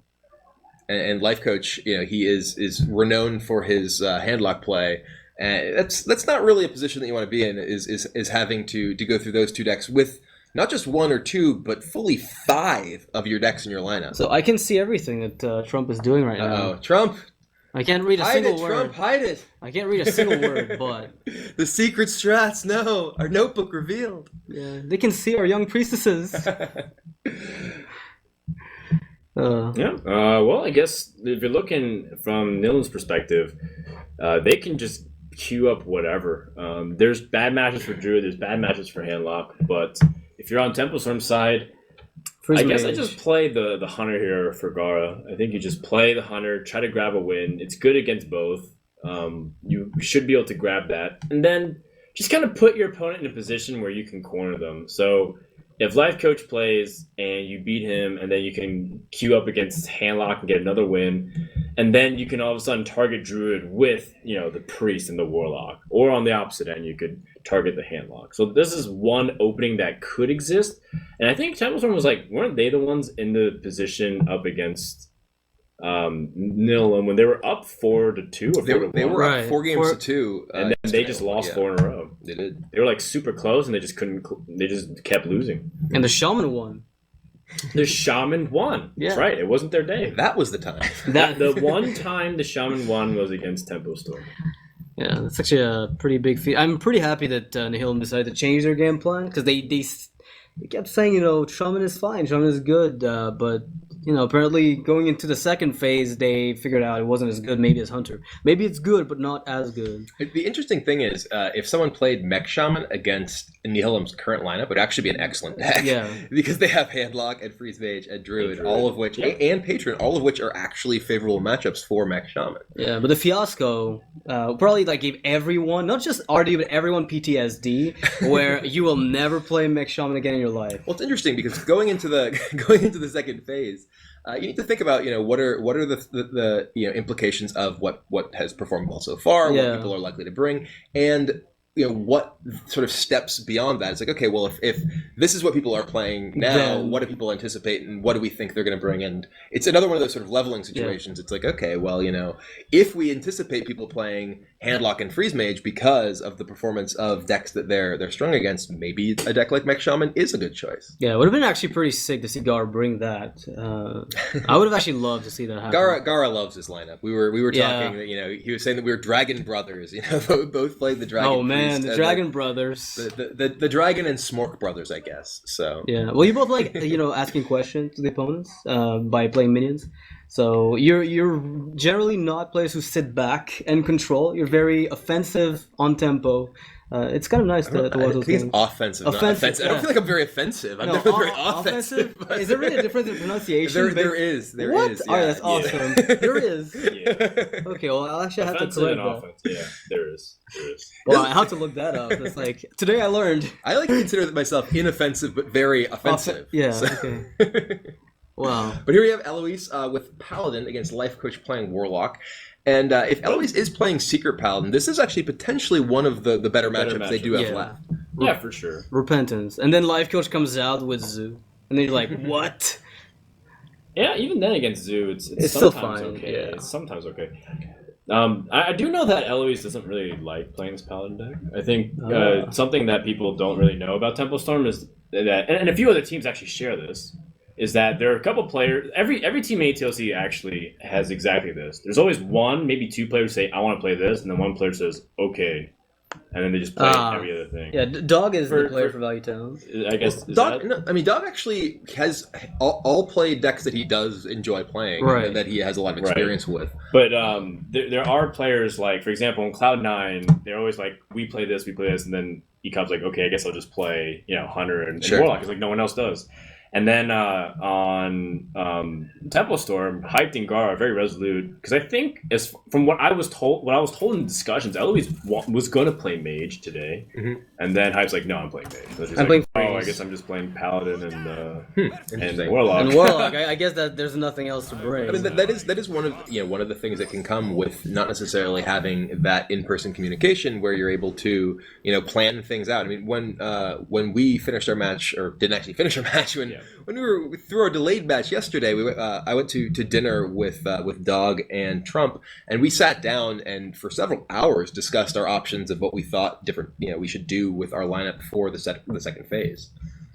Well, this should not surprise anybody. The Molten Giant signifies that it's handlock. It could be a demon handlock. It could be a demon handlock. Yeah, I've seen the Life Coach play a bit of that, but I'd be surprised. He really likes the Mountain Giant version of handlock. I remember him running a Mountain Giant Demon Handlock. I don't remember what the cuts were, but it was just a really top-heavy... although I don't know if you can call it 4-mana 8/8 top-heavy. It involved a lot of big things. Right. One of the interesting things about the regular season of ATLC was the fact that Life Coach pretty much brought handlock every single week, but brought a different version of handlock just about every week. He did that in multiple leagues, yeah. Yeah, I mean, sometimes he would have demon handlock, sometimes he would have more traditional handlock, sometimes he would have handlock with Ragnaros, sometimes he would have Jiraxis. There we go. And there is a Void Caller, so it does look like demon handlock from a Life Coach here. And Eloise plays the Shielded Mini-Bot. Anticipating the Dark Bomb. Yeah, more defensive approach here. It does lose out some damage, assuming Life Coach didn't have the response, but generally handlocks do. That's kind of what the deck does best. Yeah, and he's very well versed in what kind of deck he's facing at the same time. Yeah, I just wonder, though, how much practice really these people have been able to have against Secret Paladin, considering how recent it is. They can't possibly have as much experience playing against it than, say, Zoo. Maybe it plays a little bit the same, in a way. It's interesting that she's choosing to play Repentance here. I think it's the time for the turn 4 drop that would usually come at opponent. It is probably the only Repentance in the deck, so timing it could be something that's key, because Mysterious Challenger won't be pulling it if that's the only secret. So Eloise really wants to go for this, instead of coining out Shredder, she wants to go for Shredder next turn and then coin out Mysterious Challenger. It looks like her goal is likely, because Life Coach did Life Tap and then Life Tap. She's looking to potentially stop the Mountain Giant this turn, which could come down on turn 4 as an 8/8 and be a serious threat to her board if it weren't for that Repentance. Even a Drake is annoying. I mean, we're talking about a really, like a 4/10. So, I mean, the Void Caller here, if there was a Mal'Ganis, would be a great drop. But there isn't, so it's going to be a little more difficult to justify. Do you Watcher, Dark Bomb, or... The problem with the Void Caller here is it doesn't make sense right now. There's no demons to actually back it up. There had to be a Mal'Ganis to make that play ever. You don't want to take too much damage, so he might realistically play Watcher and Dark Bomb. If he feels greedy, he can tap in Dark Bomb. Oh, he's going the greediest! The greediest play. Repentance does end up being okay, considering that that's like the least problematic target. Yeah. That he doesn't really matter. So Eloise, I mean, I've seen some of these Paladin decks run Equality, but they're very few and far between. That would be almost necessary, because when the double Molten comes out, unless she plays around it perfectly, there's going to be a big issue. Well, I assume that Eloise going to play a Shredder here. She has two options to do that or to juggle twice. Yeah. I guess you could justify Truce over Champion because it would also threaten whatever comes out the following turn. And then Mysterious Challenger is much more secure. Yeah, I like the Coins Challenger on 5, maybe, depending on what comes out. I mean, I think that the Paladin Shredder here is probably your strongest play overall. You do get a chance to juggle the Watcher down, and you also actually have a board that's pretty resilient to a Hellfire. You've got to be worried about board clear effects from the Handlock, and having both the Shielded Minibot and the Shredder. The Shredder is a nice combination, particularly with the Avenge.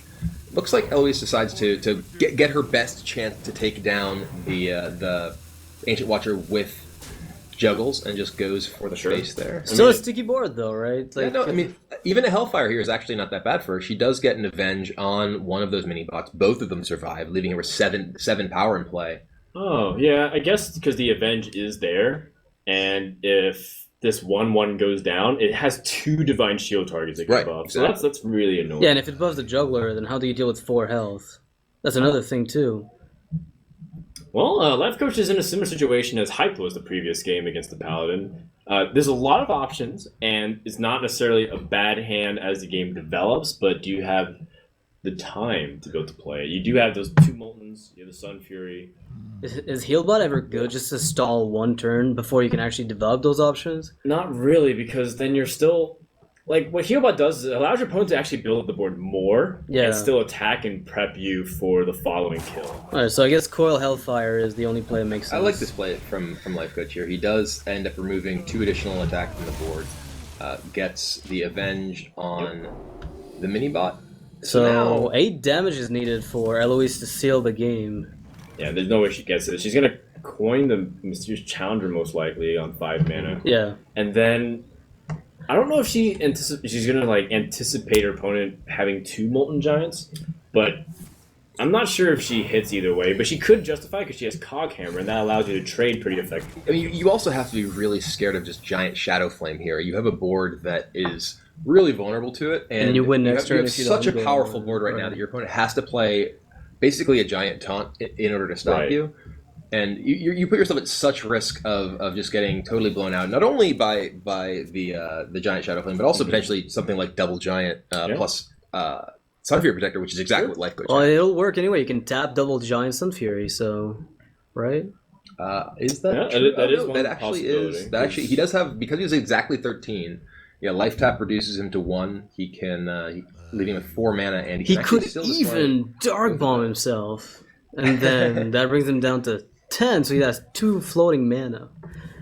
But I don't think that's a play. That's also an excellent draw from Life Coach Yeah, here. the Void Caller, being able to summon that would be great, but there's another Void Caller in the hand. No Repentance, by the way. Yep. Something that we were talking about. Competitive Spirit, does that give any reach? Not quite. I mean, it makes it so Cog Hammer plus the 6/5 now kills 1 giant.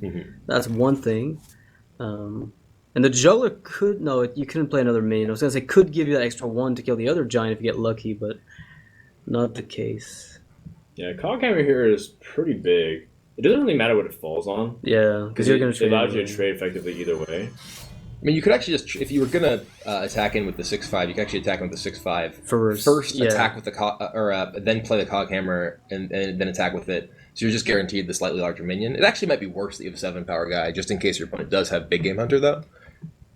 Yeah, I guess so. It's gonna work out. Either way, like both minions can be taken down because of the Dark Bomb. So I think it's ultimately inconsequential. Remember the days where you could kill somebody by attacking their own Molten with Eye for an Eye? Oh yeah, that was possible. That was fun. When you were the Paladin player, it was great. You could hold your wrath yourself just for the lulz. Yeah, and now there's, of course, there's more complicated stuff going on because of those other secrets. Noble Sacrifice will absorb the first hit from the Sunfury Protector, and then it buffs another target. It might buff the target your giant collides into, and there's just like all these little small nuances that ends up being very bad. And the worst part of it all is that there's no taunts. So even the Void Callers that can come out, you can't really taunt and force a trade into it. The Dark Bomb first does mean that Life Coach has full information about how the Avenge will land before making attacking choices. Yeah. Well, I don't know if that's the one he wanted. Well, with the other Dark Bomb, it works out. But the thing is, he's not going to be able to use the heal bot in that case. It's also interesting because casting the Dark Bomb first does mean that Eloise gets the Juggler back rather than getting the 2-1. Right. I'm a little surprised by Life Coach's line of play, but I guess he doesn't want... Actually, I can't figure out what that played around. I can't actually figure it out. So if you find it, let me know. Right. I'm a little perplexed by that myself. I guess it does mean that there's no juggle off of the Juggler. No, it doesn't matter because it would come out either way. I don't understand. Puts it on one he's health. running out of time. Is he just gonna hold position? Have we found the deck that beats Life Coach's timer? Well, the secrets are pretty complicated. Is that it? So we're looking at beat the giant and you attack for 9? No, not quite it. Not even. No, you can't attack twice. Yeah, there's no way. You don't have True Silver. The fact that the Monsieur's Challenger doesn't die to this is pretty significant. Yeah. So you can get past the giant. I think you can afford to take the damage. I don't really think that... I guess you're really afraid of Big Game Hunter, but wouldn't your opponent have played that already? Yeah, but if you top deck it creates the big swing that you avoided. So again, the way to play around Big Game Hunter is to cast a 10-9 in against the giant and then trade down the board. But that's so vulnerable to any kind of removal. Exactly. I mean, even a Mortal Coil. I don't know if we've seen both Mortal Coils. We've seen one of them. And he has another Dark Bomb in hand, so it's he will deal with that. And you miss the damage to the face. I think being at 11 health is okay too as Paladin, especially if you're going to clear the board. Yeah. She agrees. So. Muster here is fine. If you juggle very well, you might have an opportunity to clear some minions on the board. Yeah, the juggler might go elsewhere than. I like just 13 to the face here. Yeah, 13 to the face is pretty good too. Oh, Make 14. It 14. Yeah. Oh, all right, juggler goes down. Okay. So now we see still no taunts, still no way to survive. I feel. Tap. Tap into what? Let's figure it out. Fury Protector. And yeah, then he can taunt the Void Drake, Caller. or the Void Caller to get Mal'Ganis, then live. Tap into both Big Game Hunter and Sun Fury Protector. No, you're right. Tap into double. Wait. Doomsayer. I think that's actually the best. That legitimately could be the best way to survive. The problem is you actually die. True Silver. Because it's True Silver, but even the Miracle Doomsayer would not be enough here. But it looks good. It does. It's actually... Then you use up the good RNG, so to speak, that happens. When a Doomsayer You don't want to waste this. You don't want to waste this. You don't want to waste this. I mean, Life Coach doesn't know that he's dead to a True Silver. He knows that he's dead to a True Silver, but he doesn't know the True Silver's there. So... Oh... No. Mana Addict. That's it? He is also dead to Mana Addict. Yeah, it's an explosive sheep.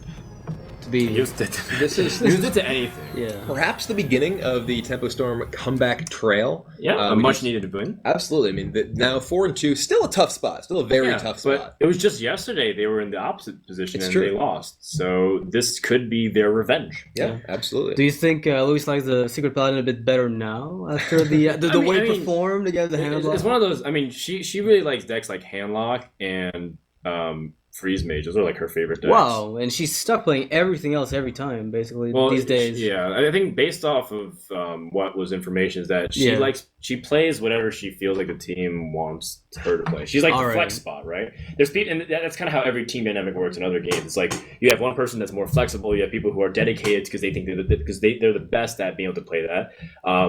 Even if Dragon Priest wasn't the best deck, Gar would probably still bring it, because that's what he wants to play. So this is the dynamic that's on the team. And my guess is RDU is kind of like that too. Because it's like you're not going to convince Life Coach that you're a better patron player and a better handlock player than him. Tice is like, you're not going to convince Tice to get off Druid for him. And he's also one of the best Freeze Mage players in Europe. So like, what does RDU feel? It's like, well, we can't just have all control decks, or people can bring this type of deck and just crush us. So he plays the more aggressive stuff. Like you can bet that Artie'd rather play Hunter. Hunter versus Hunter is his favorite matchup in the game. Yeah, he says so multiple times. Yeah, and he loves playing Handlock too. That kind of stuff is Artie's jam. But he's taking the weird classes And He's got Hunter right there. oh, he does have Hunter. Yeah, I think, however, that he's pretty happy with Secret Paladin. He seemed to like the deck a lot right after he saw it. After the debacle from 6-0, immediately afterwards, RDU was really hyping the deck. I feel like RDU would prefer not to bring Mech Shaman every Yeah. Ever again. I mean, frankly, RDU has to be feeling great now after Sure. struggling He's so much redeemed with himself. that Mech Shaman deck in the previous matches. He's now the first member of the team who's actually gotten those double check marks. Yeah. It's not me, it's the deck, right? That's kind of how it feels right now. But yeah, I mean, there's still a possibility that they come back. Well, there is a possibility. It's still going to be tough. One of the things that's interesting, too, is that Life Coach, do you risk playing him again? Because if so, then you can guarantee that Temple Storm will try to corner the Druid with the Priest. Right? That's like, because you don't want the Priest to or play the Hunter. You can play Hunter as well. Hunter here is a really good pick, because then it's like good against Druid and the Warlock, and you're in a situation where you know Nihilum wants to switch to Druid here. They don't want to have to get benched here for Life Coach and then get cornered and lose a couple of games too. So this is a very interesting dynamic. Yeah, I think that if you're in Nihilum's spot, sending the Warlock is pretty rough because you if you lose, like you said, you can just play the Priest against the Druid, and the Priest definitely struggles quite a bit. And the Zoo against that, because if they keeps winning, you can basically get down to Mage versus Druid Warlock, and eventually the Mage against the Handlock could pick up the win. If they anticipate this, if Temple Storm anticipates that Nihilum will switch, then they can just already assume, as if they've benched. So they're like, of course we're not going to want to play Handlock twice. Yeah. We'll just queue up Zoo. And that's when you get into or queue up the Priest. Yeah. But that's when you get into those sort of leveling That's games. risky. And Warlock versus Warlock. We do see Life Coach bring up the Warlock again. So this is the gamble. I'm a little surprised that Tempo Storm did not choose to play Hunter here. Hunter's a deck that actually has strong matchups in either matchup. So even if they bring Warlock or even if they bring Druid, you have a great chance of winning. And if you win with that Hunter deck against the Handlock and bench the Handlock, you get to potentially, as we were saying, queue up the Warlock. Play your Warlock and your Priest into it, both which have much better matchups against Druid than they do against the Handlock deck. So I'm a little surprised by this decision making from Tempo Storm. That's certainly one level. I think the next level above that is picking Warlock and expecting your opponent to pick Warlock, because if you get Druid, you're happy. If you get Warlock, it's a 50-50 matchup, especially with a slower Zoo that's not as face-oriented to try to rush the game. You have Dr. Boom, you have Mal'Ganis as well. So if you feel like you have a decent chance to win that, but say you lose the Zoo versus Handlock, you still have Hunter to fall back upon. You can corner the Druid multiple times until Freeze Mage comes up, and then you toss a coin. Like, then Garo plays Hunter, and then Eloise plays Zoo again, and then you get the same position. You got a Mage, But, ultimately I still think the Hunter made it easier as well, because you're spreading the check marks around as well. There's that. We'll see. I mean, this is, again, it's a must-win situation, because the Druid will have to beat the Freeze Mage, or the Freeze Mage will have to beat the Druid if this is the case. Like, you're just going to have to make sure that Priest avoids Handlock and Druid avoids Freeze Mage. That's the goals for Temple Storm. For Nihilum, it's just win. Like, win at any cost. Even if it's a bad matchup, just do your best to win. Alright, so Mulligan, 2 cards, 2 Doom Guards were no keeps for Eloise, so she got rid of them.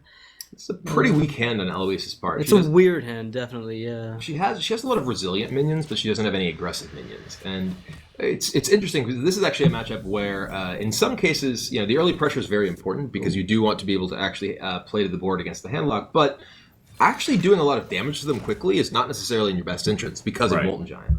And a lot of times, Molten Giant is just dead if you are able to loom in that mid-range spot. But you are giving your opponent time. And now that's one way to commandingly seize the board. You can just coin... Yeah, there's no way you don't that's a coin very that strong PO. play here.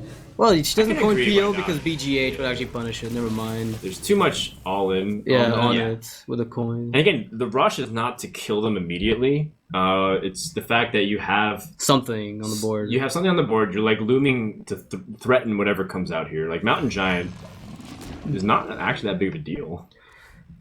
If Implosion hits for 4 is even better, but not by much. I mean, PO is a really safe play. It just kind of... Power Overwhelming and the Imp-Gang boss, or even Implosion Imp-Gang boss, or Implosion. Oh, Power Overwhelm or... No. It's all reasonable. Everything's weird. Yeah, I guess like trading the Nerubian egg is fine. I mean, you did get the health transferred over to the 3/5, and you were gonna have to address that the giant eventually. I can anticipate that she wants to really hold on to Implosion post AoE, and Life Coach is going to be looking for that. He's in an awkward spot once again, having Void Caller with no demons, and it feels like Life Coach always has options in the early game, but they're not very good.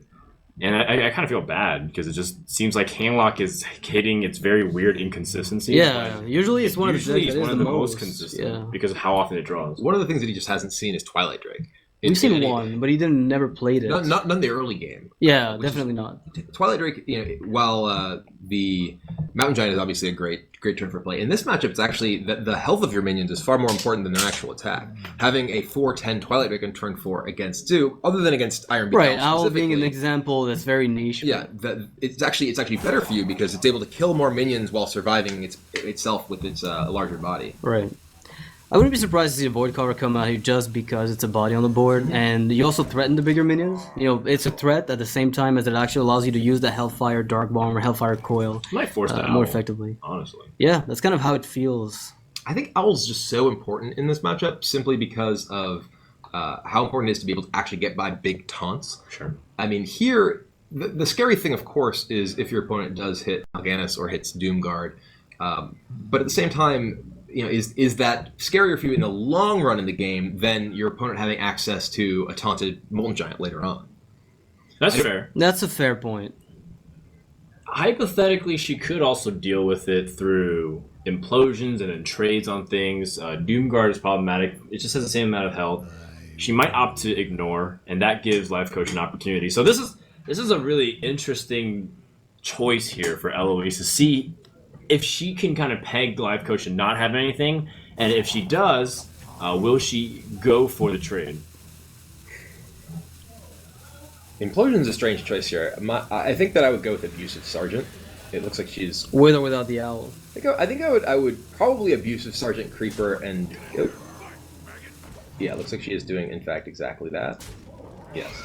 Wow, she calls it, and there's nothing that comes out on the other side. Life Coach's bluff was called. Well, I mean, that's one of the things that against these demon handlock decks, there aren't that many demons. There aren't actually that many threats that can come with a Void Caller, and particularly when you're playing a matchup like this that can be so clutch in terms of your ability to need to deal with certain threats. I think that Eloise is totally correct to actually save that Owl. That was a very... I mean, the saving the Owl was great. Mm-hmm. Absolutely. But to be able to make that call, not ignore and just attack face and be aggressive. I disagree with her ordering. I probably would have attacked that first to figure out what happened. I guess if there was a Mal'Ganis, maybe that's actually worse. So maybe that was actually just great. Ends up working out fine, and Life Coach is now he's getting more intense by the turn. Yeah, I mean you can coil right now to actually figure out what comes out. If it's a Healbot's not a bad card, but with the Molten in hand, you're not about to use that anytime soon. Maybe Gang Boss will come out. You get away with playing an Ancient Watcher. There's a little late to the party. Mal'Ganis drawn right afterwards. It looks like we're going to see. Yeah, that Ancient Watcher come down with Sun Fury Protector. I like this a lot. I mean, it's going to at least weaken the board from Eloise and allow the Hellfire to do what it does best. So, kind of liking this. Yeah, this is probably going to provoke Implosion. Mm-hmm. Yeah. Although I think tapping is perfectly reasonable. We'll see what happens first. Imgang Boss? Oh, okay. I was like, wait, what? I'm pretty sure it's a very clean trade no matter what outcome it is. And ultimately, the 2 versus the 3. The 2-plosion here is actually a pretty big deal. It is. I mean, she would likely actually probably want to attack in with the what's that guy? Void Terror. Then attack with the Imp. But I think almost any kind of circumstance, Hellfire would be problematic. Mm-hmm. Yeah. So in the end, it somewhat didn't matter because the Imps, of course, won't do anything. But the Void Terror, even if it got an optimal trade, would still at best be a 3/3 against the 2/3. So I think in this scenario, Implosion was somewhat inconsequential as long as it just happened. So this might provoke a response. Life Coach is not in a position to Hellfire and then play a Molten Giant, I believe. No, he's going to be a little short mana. He's going to be one mana short. And even then, you still feel like you can get away with not playing the Molten Giant because What about just Drake trade into the Void Terror? You can taunt it afterwards. Is that ever a play, or is Hellfire mandatory right now?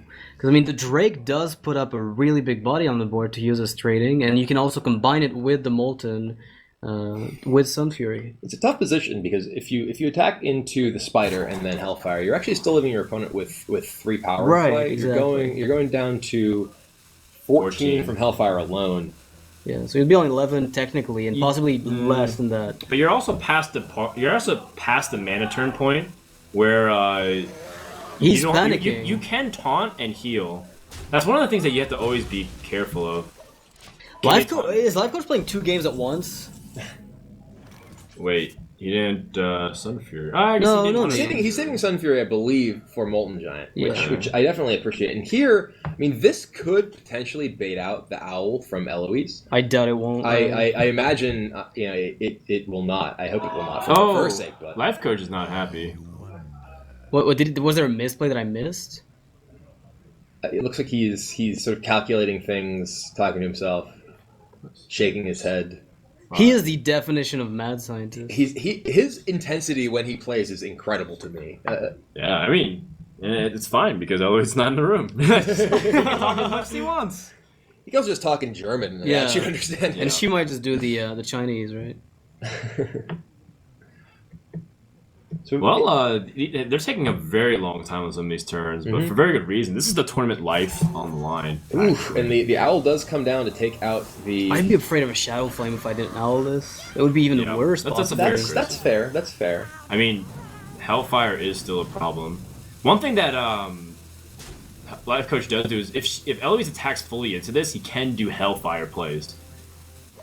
Right, but because she's actually... She's not. She's accounting for Hellfire. Yeah, she's accounting for Hellfire. You told me she was a pretty proficient handlock player, and this kind of shows right there. Just she knows when somebody goes all in and gets punished. Handlock is actually one of the decks that is probably the most important to have familiarity with, to play against. I actually remember my my very first tournament that I played in after I sort of started playing, where I played against, I believe it was Nyria playing Handlock, and this was back in last year of standing. He just crushed me 3 games in a row, and he messaged me after. He's like, "You haven't played against Handlock much ever, right?" I'm like, yeah. actually, never. Yeah, it's a very surprising deck the first time you run into it, but then as soon as you know their gimmicks, it's a little easier to predict. I mean, it's so hard. Yeah, it takes a lot of getting used to, just in terms of understanding the various health and mana flashpoints that are important for the various giant combinations. I think on the other side too, Handlock's one of the hardest decks to play in Hearthstone, and it forever will be. Perfectly, because of how much it dances with disaster with the health lines. You always are in danger of dying, so you have to know the metagame like the back of your hand. So here, not playing... I mean, he didn't want a Dark Bomb, is my guess. He definitely wants a Sun Fury.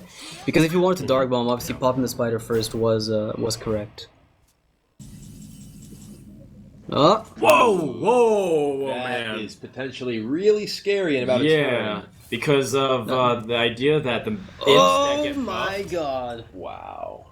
I don't know, I mean, I think Implosion might be Implosion is better. better. I agree that Implosion is better. I think that Now that I think of it... Ellie is in a position where she can attack her spiders in, and then Implosion the 4/5. the Watcher, and then she's going to have a huge amount of potential demons threatening for the next turn. Right. And even if they're 1/1s, right? It doesn't matter. Her opponent just used... They're 1/1s for now. Yeah, they're 1s for now, exactly. Just hold your breath. And Life Coach did just use the board clearing effect. Well... Okay, so... I mean, the Molten is still troublesome because it does go through... like, that's 3 M's dead. Oh! That is Eloise's second 2-plosion of the game, which Yeah. it hurts in particular right now because it actually no costs her mana. multiple imps. Not only does it give her fewer imps, but she has to attack in with the additional one here. Right. Yeah. And Hellfire actually a is, pretty like, I mean, huge Shadow Flame is kind of scary here as well, right? Because the attack into the Void You Wall... can't play around Shadow. Yeah, of course, think it's too late. You're basically all in at this point. Yeah. And Oh! Wait. Wow. That's 6 damage left if Life Coach goes for this. That's really big. Yeah. So, attack, Shadow Flame, 2 imps spawn, Molten Giant Defender. I mean, Molten Giant Anti-Heal Bot even. Yeah. That's bringing you up. Anti-heal bot is probably good enough. wow, these have been a couple of huge swings in these turns. Actually, you would go Anti-Heal Bot Shadow Flame, or would you rather keep the... Because you could keep the 2-3 N... I don't know, which one is more relevant? 3-3 is better. 3-3 is better, yeah. Yeah, you can just attack. I wonder if he's actually just going to play the Defender now. He could play Defender and Healbot. which is way worse. Actually, right now it's bad. Well, it's way worse against Mal'Ganis, but it looks like it's a very strong play in general. If Life Coach does this, he's signing his own death warrant. It's not a total disaster, but it ends up going quite. And it looks like that's the play he's going for. Maybe he actually casts Shadow Flame afterwards. Yeah, he can cast Shadow Flame on Defender of Argus afterwards. And it looks like Oh man. Mal'Ganis. So does Mal'Ganis do a lot here because he's gonna spawn imps that are smaller? The thing is, there's no answer for Mal'Ganis from Life Coach's or Eloise side. I think. Yeah, there's Dark Bomb. So Mal'Ganis. Yeah, snap play, but it's a disaster, but not a complete one because Life Coach still has a way to deal with it. It's not as though the board was white. He actually can clear this Mal'Ganis off the board with the Dark Bomb or Shadow Flame. Right, Dark Bomb's probably going to be preferable. Shadow Flame will be the ultimate answer. Shadow Flame may actually, no, he probably won't need the Shadow Flame because those imps will just be 1/1 afterwards. Yeah, the threat is not big enough. Think about how different this game is if Eloise hit even 3 on that implosion. She has 2 more imps in play. Mal'Ganis stays alive. And Mal'Ganis she's able to clear the entire board and Mal'Ganis lives. Alright, so we'll see what Life Coach does. Whoa! That's really big. There's a lot of 9-cost demons just hanging out in this game. Really big. They're everywhere. In the next couple turns here, the weird thing too is that like Life Coach can't do anything else. Turn outside of the Dark Bomb. It could tap if he wants to. I mean, yeah, so he's gonna most likely tap. Yeah. Are you afraid though of the Doom Guards and the POs? You've seen one PO. You're fine. Yeah. You've seen one power overwhelming. I say you go for the tap. 15. Most likely you can pick up mid-range mini. He still has to hit Sludge Belchers and other cards like that. Do they get played in that deck? Yeah, of course. Okay. You don't play him about Sludge Belchers. Don't try that at home, kids. There's mountains. Yeah. So it looks like, Life Coach can trade his board. Ooh, okay. Well, this actually gets a lot better now. He can actually play the Defender of Argus if he wants, and trade attack just the heal bot into Mal'Ganis, Dark Bomb, and then kill one of these minions, or just go face. Pretty good top deck for Life Coach. Yeah, that was an excellent draw on Life Coach's part. So I think Eloise is stuck, hoping for Dr. Boom. Yeah, she's in a really bad position now, particularly given the Mal'Ganis and Jiraxis in Life Coach's hand. Okay. That doesn't help nearly as much as she wants, but it's something to play, at least. She can tap, so now she can tap she can play Void Caller and Defender of Argus and tap, and then at worst the Flame gets pulled out without doing the damage. Before, you're always worried about making sure that you can have board presence here and without losing too much, but does that change your turn at all? It's okay. Probably not, because it's just gonna die most likely if you play it, so you could keep it for the following turn. Yeah, I don't think the juggles actually change anything. Here, no, they really don't. The only thing that because the Void Caller doesn't really pull out anything else of notoriety, because Doomguard can just be played from the hand. As a top deck.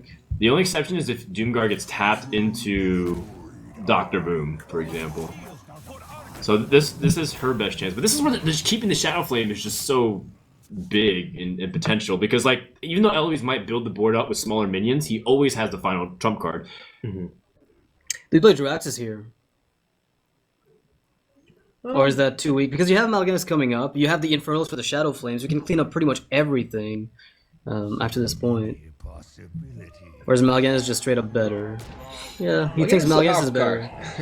How do you deal 7 damage through the taunt? It's 10 damage Eloise needs to get before she can even hit face ever again. Yeah, she's gonna have to tap. I think the Mal'Ganis represents a win. It's like a game. It's a win condition, right? It's still possible though. We're looking at if you use the juggler with play out the hand. It's actually possibly going to clean up the board completely. I think the juggles hit perfectly. Well, in the best case scenario, it isolates Mal'Ganis, so that way you can't if he Shadow Flames, he has to commit Mal'Ganis to it, right? Or Mal'Ganis has to get through the taunts. As long as it doesn't hit the face, right? Mal'Ganis for one. Yeah, as long as it doesn't hit the face. So I think you want to trade in here, and now you want to play another minion. Waywalker on the outside to try and shoot Mal'Ganis. 1 on each. Oh! Free flame him. Wow! No and it juggles on the 2/1. Yeah. Yeah. Wait, one more juggle. Oh! Sniper juggler there. The board is gone, but hey. Life Coach does still have a very powerful hand here. He has Lord Jiraxis as well as Twilight Drake plus Shadow Flame. The Jiraxis is not good here. It's only good as a way to secure his win. Oof. So he can Shadow Flame this. Yeah, I like the Shadow Flame. But if Eloise grabs some kind of board with Doomguard or with Dr. Boom, and she has a tap to get there. Yeah. No? Power Overwhelming. And... Dr. Oh, Boom! Wow! I mean, the Dr. Boom is such a big deal because Life Coach doesn't have it. He doesn't have any Big Game Hunter. Or does he? Oh my god! Right back at you! There's 2 damage, plus the 4, the Power Overwhelming Doomguard could seal this. Doomguard could seal it. Hypothetically speaking. Hypothetically, Doomguard could do that. That's pretty good. Actually, into a Doomguard, you see Eloise... Oh my god! What? The Doomguard arrives! Is that lethal? I don't know. I think it might be. I don't do math. That's it. That's enough. Oh my god! What a crazy game! Exactly. That was exact lethal. That was one of the craziest games of Hearthstone that I have ever seen. There were so many huge swings back and forth. Wow. Oh my god! Look at the crowd there. They're just in shock. Absolute shock. Even Wreckful's smiling. When is he not? Yeah, Life Coach is dead. Wow, that was a broken man. He's a broken man. That was an amazing end. And now Life Coach is benched. Wild. He's benched. Now Life Coach is benched. That's right. It is huge. So now Druid is cornered, and then you can go ahead and avoid anything that the the Warlock is really good at, like the Priest. You can play Priest now, and it's your best chance to get a win is against the Druid deck. And a lot of people traditionally have felt like Druid was a bad matchup for Priest. Yeah. But the modern, as we were saying earlier, the modern Dragon Druid decks are really about playing a lot of oversized minions early, and that's exactly what Druid struggles with. Oh no, Life Coach. He was supposed to walk to the bench, but I think he needs a walk after that because a lot of the way the sequences was just like 1 damage here, 1 damage there, the way the juggles happened, the way the implosions happened. There was a lot of good and bad beats on both sides, and ultimately what came down to it was being able to hit that Doomguard on the final tap. And killing the 2-1 with that last juggle was... I don't know, my heart was beating like crazy. I can't even imagine what's going through the players. And that brings Templestorm really back into it, like you said. Life Coach wants nothing to do with this bench, but he's going to have to sit there. It's the rule, just for 5 seconds, Life Coach. Wait for the camera to cut away, and then you can leave.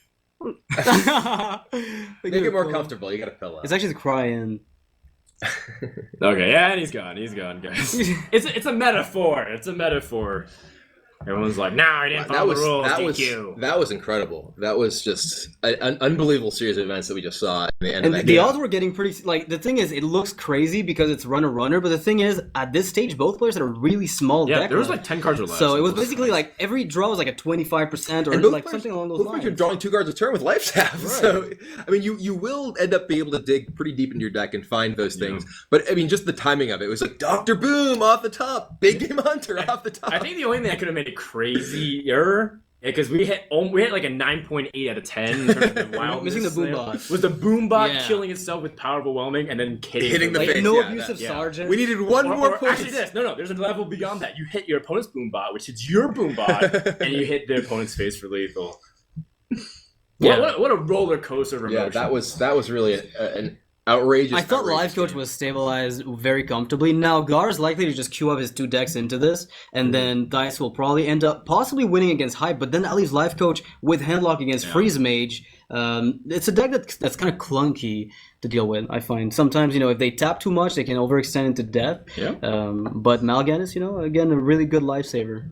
Eloise is done for the day, so that means that it's just Gara and Hyped here at the house. Actually, all the remote players can take a break. Yeah, they can just go to... I mean, they can't go to bed. There's more matches to play. Take a nap. Well, for one of them. For one of them, there's a match. For the other one, they're just going to have to call it a night. They can take a nap. It's risky, to say the least. There's no one there to check. Would you even be able to? Right? Like, just like 10,000... No, not after that. I couldn't sleep last night at all. Like, I was just wired, all night, and yeah. And here we have exactly what we expected. We see Gara queuing the Priest up now that he can dodge the Handlock into Dice's Druid. But if Dice wins this, the Handlock is going to have a bit of an easier time against the Priest. Oh, right? definitely. Like, it's going to be a lot faster to win against Priest than it is going to be like against a Mage deck, for instance. I don't know. Dice He's a good Druid player. He always draws the ramp. I mean, this is certainly not an unwinnable. I mean, there's no unwinnable matchup for Druid, really. When I played against Tice in the Priest versus Druid matchup the other day, he just played Dr. Boom in turn 3, and I died. Yeah, That's true. That is one way for Druid to seize the board. And we've seen Gar also has some awkward draws, right? Like last game with the Priest, he didn't have a minion to play till turn 5. Yeah, I mean, it's true. I mean, any deck can have awkward draws. Druid is one that tends to be more prone to it due to the higher concentration of high-cost minions, thanks to the fact that it has so much mana ramp. And there's also the opposite problem. Sometimes you just draw a bunch of mana ramp and nothing to do with it. Darnassus made this both better and worse. It's true. Right? It polarized the draws even further. Yeah, it made it so you are more likely to have mana ramp, but you're also more likely to have all mana ramp. And here, these opening hands are pretty poor for both players. Yeah, you kind of want to mulligan everything away, and it's a matter of hitting the right card. Would you throw the Shredder if there's possibility that you pick up Wild or Innervate? Or are you as likely to get another Shredder afterwards? I don't know. I think if I'm in Tice's position, I recognize that it's extremely important for me to actually get on the board quickly because you're playing a Druid deck that doesn't really have the ability to come back from behind. And Priest is a deck, Dragon Priest particularly, that can snowball incredibly hard if you give it an advantage. Thanks to the Priest hero power being able to preserve your minions' health once they get into combat. Yeah, probably just gonna go ramp here. I mean, it's kind of what you always do. They're gonna check out whether or not their opponent's mulligan anything. This is actually something. By the way, if anyone from Blizzard is watching this, make it so that players can't see how many cards their opponent's mulligan until the mulligan decisions are over. Like it is crazy to me that we have to sit here and wait for both players to mulligan, even though I'm sure they know what they want to mulligan, because they want to get the information and don't want to give information to their opponent. All right, the ramp was picked up. I think he kept the Shredder though in mulligan, from what I gather. And this is not a good draw from Gara. Gara's draw is all high-cost minions. What he's really looking for here primarily are Wormrust Agent, either Blackwing Technician or Dark Cultist, depending. I believe we saw Blackwing Technician from his deck. Yep. Those are your big turn 2 and turn 3 minions, especially along with Valen's Chosen, are your absolute best chance to actually beat Druid. And nice. now this is a great draw from Tice. Yeah, Tice, he actually has a reputation of never not drawing well. Right, He yeah. always has it. I don't know what's up with that, by the way. It's actually like the Fiery War Axe of Dice. Yeah, it's weird, but it's very effective. Dogs on the other side, right? Yeah. Yeah, I guess it's supposed to be Dog there's a dog kind of druid, and then there's a Tice kind of druid. And then there's the Gar type of priest. Yeah, Gar. I mean, we saw Gar's Priest earlier, today. Where He played fantastic in that game. He played excellent, and he drew very badly. Yeah. But here, it's a lot harder to catch up in the matchup against Druid than it is against Freeze Mage. Yeah, if there's no Shadow Word Pain here, there's gonna be even with Shadow Word Pain, it's tough. This is a pretty crushing moment because it's if this Druid wins, you have to play Handlock. Yeah, this is a really big game, and right now, I mean, you even see it in Gar's face. He is just really unhappy. So his hope is that he forces a hero power out of his opponent. Yeah, and if he does, then that's going to slow down the turn 5 play. There's also the possibility of getting Valen's Chosen on the back of this. If you do, I mean, you can always... Guard pitched everything. He's going to charge. Oh, man. Yeah, he doesn't want his opponent to draw cards. But he pitched everything. He even pitched his Twilight Guardian, which would have been okay. He still has something to do, though. Oh, wow. The Dragon Sorcerer's not bad here. And he is building to a Blackwing Corruptor next turn. Because Tice did choose to cat form that Druid... He's going to have to hero power down with a swipe, the 3/5 to keep his board alive. The Blackwing Corruptor is pretty big to fight back onto the board. Yeah, Corruptor here is actually a pretty big deal. And I'm actually somewhat surprised that Tice did choose to cat form attack it, rather than just go bear form, because it does open it up to Blackwing Corruptor, which is one of the few ways that Gara can actually get back into this game. And the 4/6, I mean, the only drawback, I guess, is that Valen's Chosen and Blackwing Corruptor would have done it, but that's the thing, it's a combination of both. Yeah, he's really afraid of Valen's Chosen, that's like the big thing. Yeah. Given that Gara did basically do nothing for the first bunch of turns, it is reasonable to suspect that he might have Valen's Chosen in his hand. So no Dr. Boom for you, says Gara. You can kill my minion, but no Dr. Boom nonetheless. Yeah, he's going to be well equipped though to deal with it because the Drake powered shield lets him get a Nova for 3 damage. So yeah, I'm not disliking Gar's position. It was really horrible and it's still kind of flimsy, but he can come back in this game. He has Light Bomb too. That's something that does impact Druid a lot because they're not really known for minions that have too much more health than attack. Yeah. Only exceptions are like Keeper of the Grove, Druid the Claw. Druid minions, and then all the other ones are usually even statted. Yeah.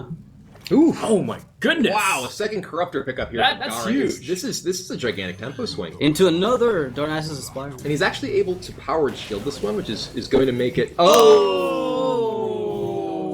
Speaking of big swings... Oh my goodness, that's so big. Yeah, that took Gara's... Tyson's a little bit gross. He's like, wow. Is this really Hearthstone like competitive tournament? Yeah, that was really unfortunate for Gara there. He, had a great... He had a great way to get back into the game, but is kind of in trouble here. Yeah, unfortunately that gets silenced. Yeah, but you have a chance when you pick it up. You consider it definitely. Yeah. It incidentally counters Boom if the opponent attacks into it, but it was meant for Patron. What's really funny too is that the TGT game board is supposed to cheer for you when you're winning, and Gara's board was cheering. Oh, was it? So, well, he played a huge minion, so he thinks he's winning. The game thinks he is. Right. Also, he played a dragon, and well, 4 damage Boombot to the face. It will be considerable. I mean, you could always just Drake Rat to finish it off. 4 damage again. Oh wow! Gara is not getting the best of things this game.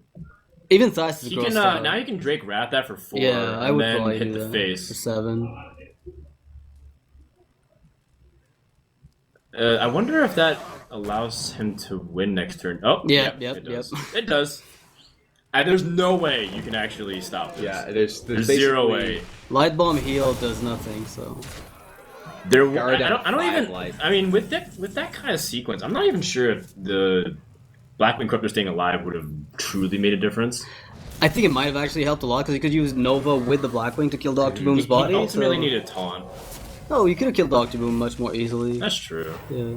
Maybe been the case, but that's just gonna wrap it up. Tyson, turn 9 combo, and there's really nothing Gara can do about it. Textbook Druid gets the ramp and rolls you over. Although Gara's hand was absolutely horrendous. We saw no Whelps, no Worm Station, no 3-drop either, so everything was a very slow start for him. It's also like sort of his fault though, because this is why like Kalento and all them like run 2 Shrinkmeisters, so that way they get that consistency. I mean, we do see the Confessor Peltris just sitting in his hand from the opening turns of the game, and that's a card that's very dedicated to winning control matchups and can really punish you if you draw it early against aggressive decks. I mean, that also could be its ticket to winning his hand lock. It's true. It's true. That may be great point. Yeah. one of the things that priest decks often run into problems with is actually beating the card Jiraxis.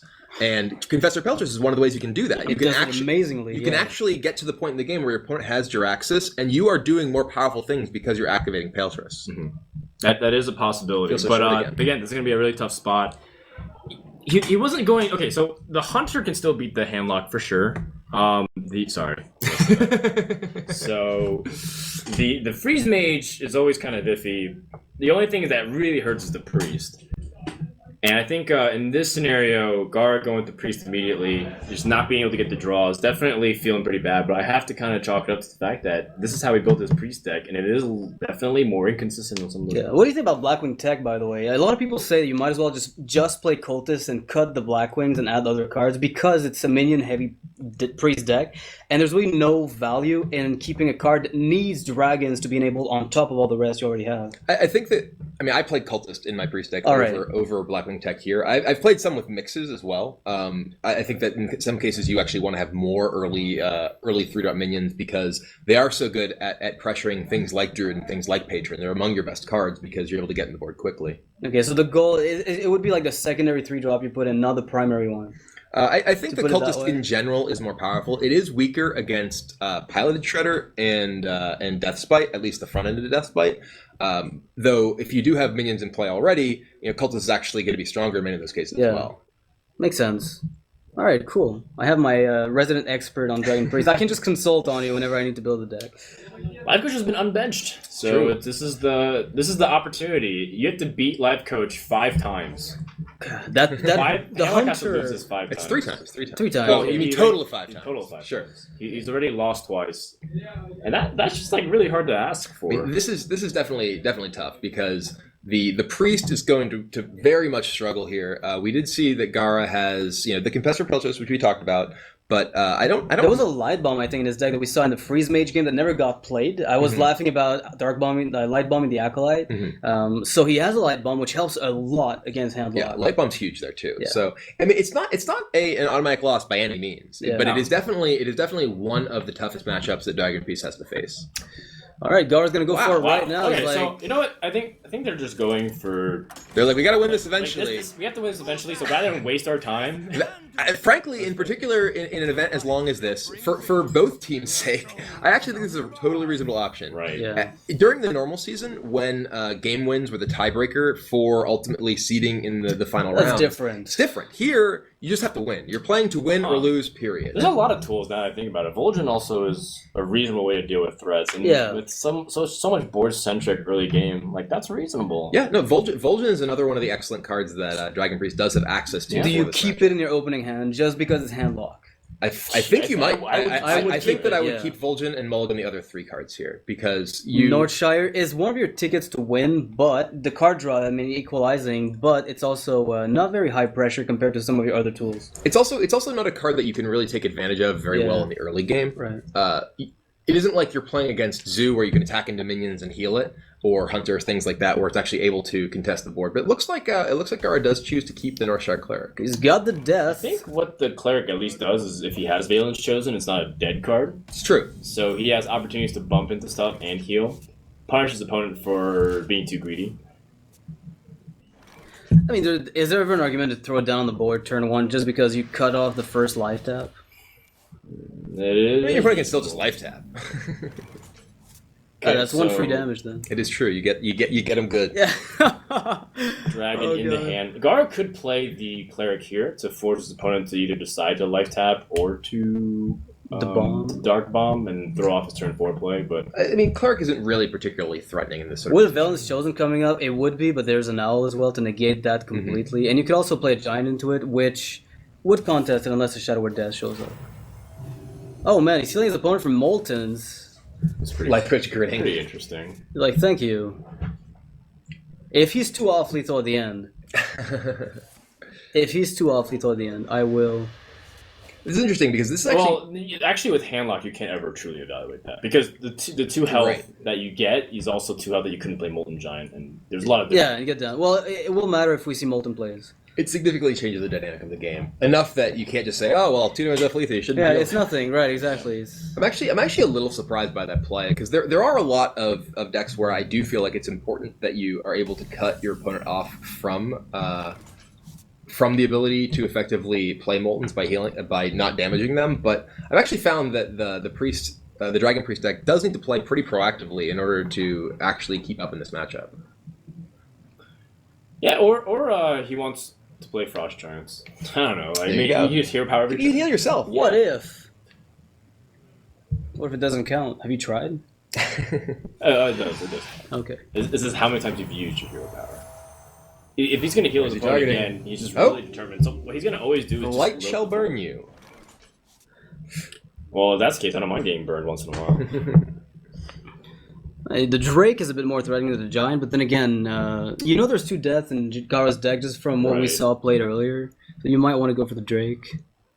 Generally, I'm more scared of Twilight Drake than I am of Giants for that reason. Yeah, exactly. We do know that Life Coach doesn't, but that there is that Vol'jin waiting in the wings to potentially take out that Twilight Drake and get a lot of value off of it. Yeah, and then he's going to be forced to play the Giant, which Gar incidentally has a Shadow Word Death for. Well, he might even owl the Vol'jin too because it's like a 6'10" or 6'9". Like it's just like way too big. It will be very difficult to deal with. 6'9" is like threatening. Yeah, I'd say so. You can't actually you can't play mid-sized minions reasonably. It trades with almost everything. Priest heals it up every single time, so there's no way you're going to be able to get it off the board for a while. So the Drake here is the better play overall. Just like you said, Priest can't deal with this outside of Shrinkmeister, Shadow Word Pain, or in this case, Coin Vol'jin. This game is not looking too bad for Gara because he seems to have a foothold on the board that Life Coach has to respond to, and the Giant's not going to be able to stick. 6'9", Bow Reaper status. Yeah, that is a big fellow. 69 confirmed. Kappa. That's right, Nog. I'm sorry. Hashtag I'm 14 and this is funny. Yeah. I'm playing off the audience, man. That's right. Gotta like You're targeting our demographic. right. Can't fault me for that. So, what's the play? I mean, the Giant looks pretty okay, but I mean, he dies to Vol'jin, and there could even be a Nova on the back end, which would kill the Giant without even using a Death at all, or even a Blackwing Corruptor.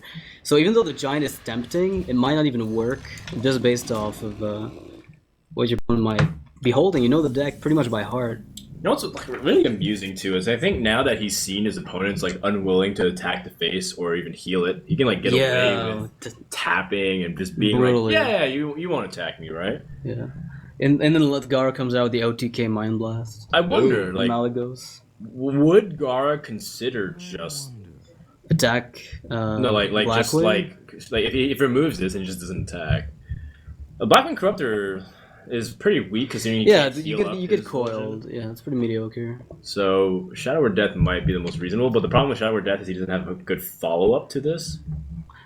An Owl, Hellfire. I mean, you can't play the Cleric here if you didn't play it earlier. It doesn't accomplish anything for the time being. I really wonder if there's any case for like not attacking. No, I'm saying like Holy Nova, but it's like Alex. Yeah, that's what I was saying. You could attack into it and then Nova, but it's on 3 health, so it dies to Dark Bomb. It's not good. Yeah. Don't do it.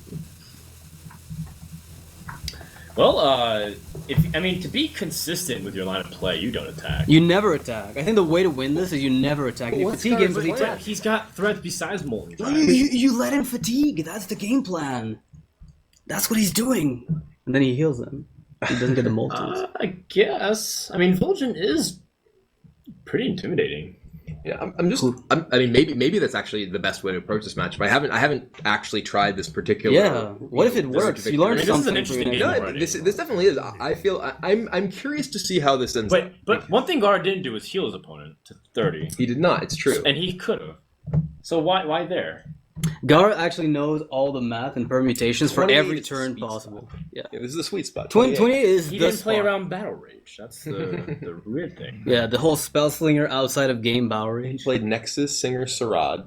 Life taps into Unstable Portal. It's hard to stop into Spell Slinger into Battle Rage. But then you're happy because he fatigues, right? He used a Shadow Word Death, so he knows Mal'Ganis is much more likely to be strong. One thing about the Dragon Priest too is I don't believe Gara is running Sylvanas, correct? I don't believe so. I've not seen it. I mean, one thing that if Gara is on the fatigue plan, if his goal is to just exhaust Life Coach of threats, I think that he actually should have just used his Vol'jin as basically a removal effect for that giant, because he's gonna have to deal with every giant one at a time, right? So I mean, I haven't played this particular matchup, Dragon Priest versus Handlock in this fashion before, but I actually played a lot of Dragon Mage versus Handlock, and every time I had the opportunity to use something that wasn't like a polymorph on a giant to kill it, I would, because it was so essential to my game plan of fatiguing them that I had those tools to deal with their giants later on. I mean, even just, maybe you lose the Vol'jin to a Mortal Coil or a Dark Bomb, but you still have Shadow Word Death. Yeah.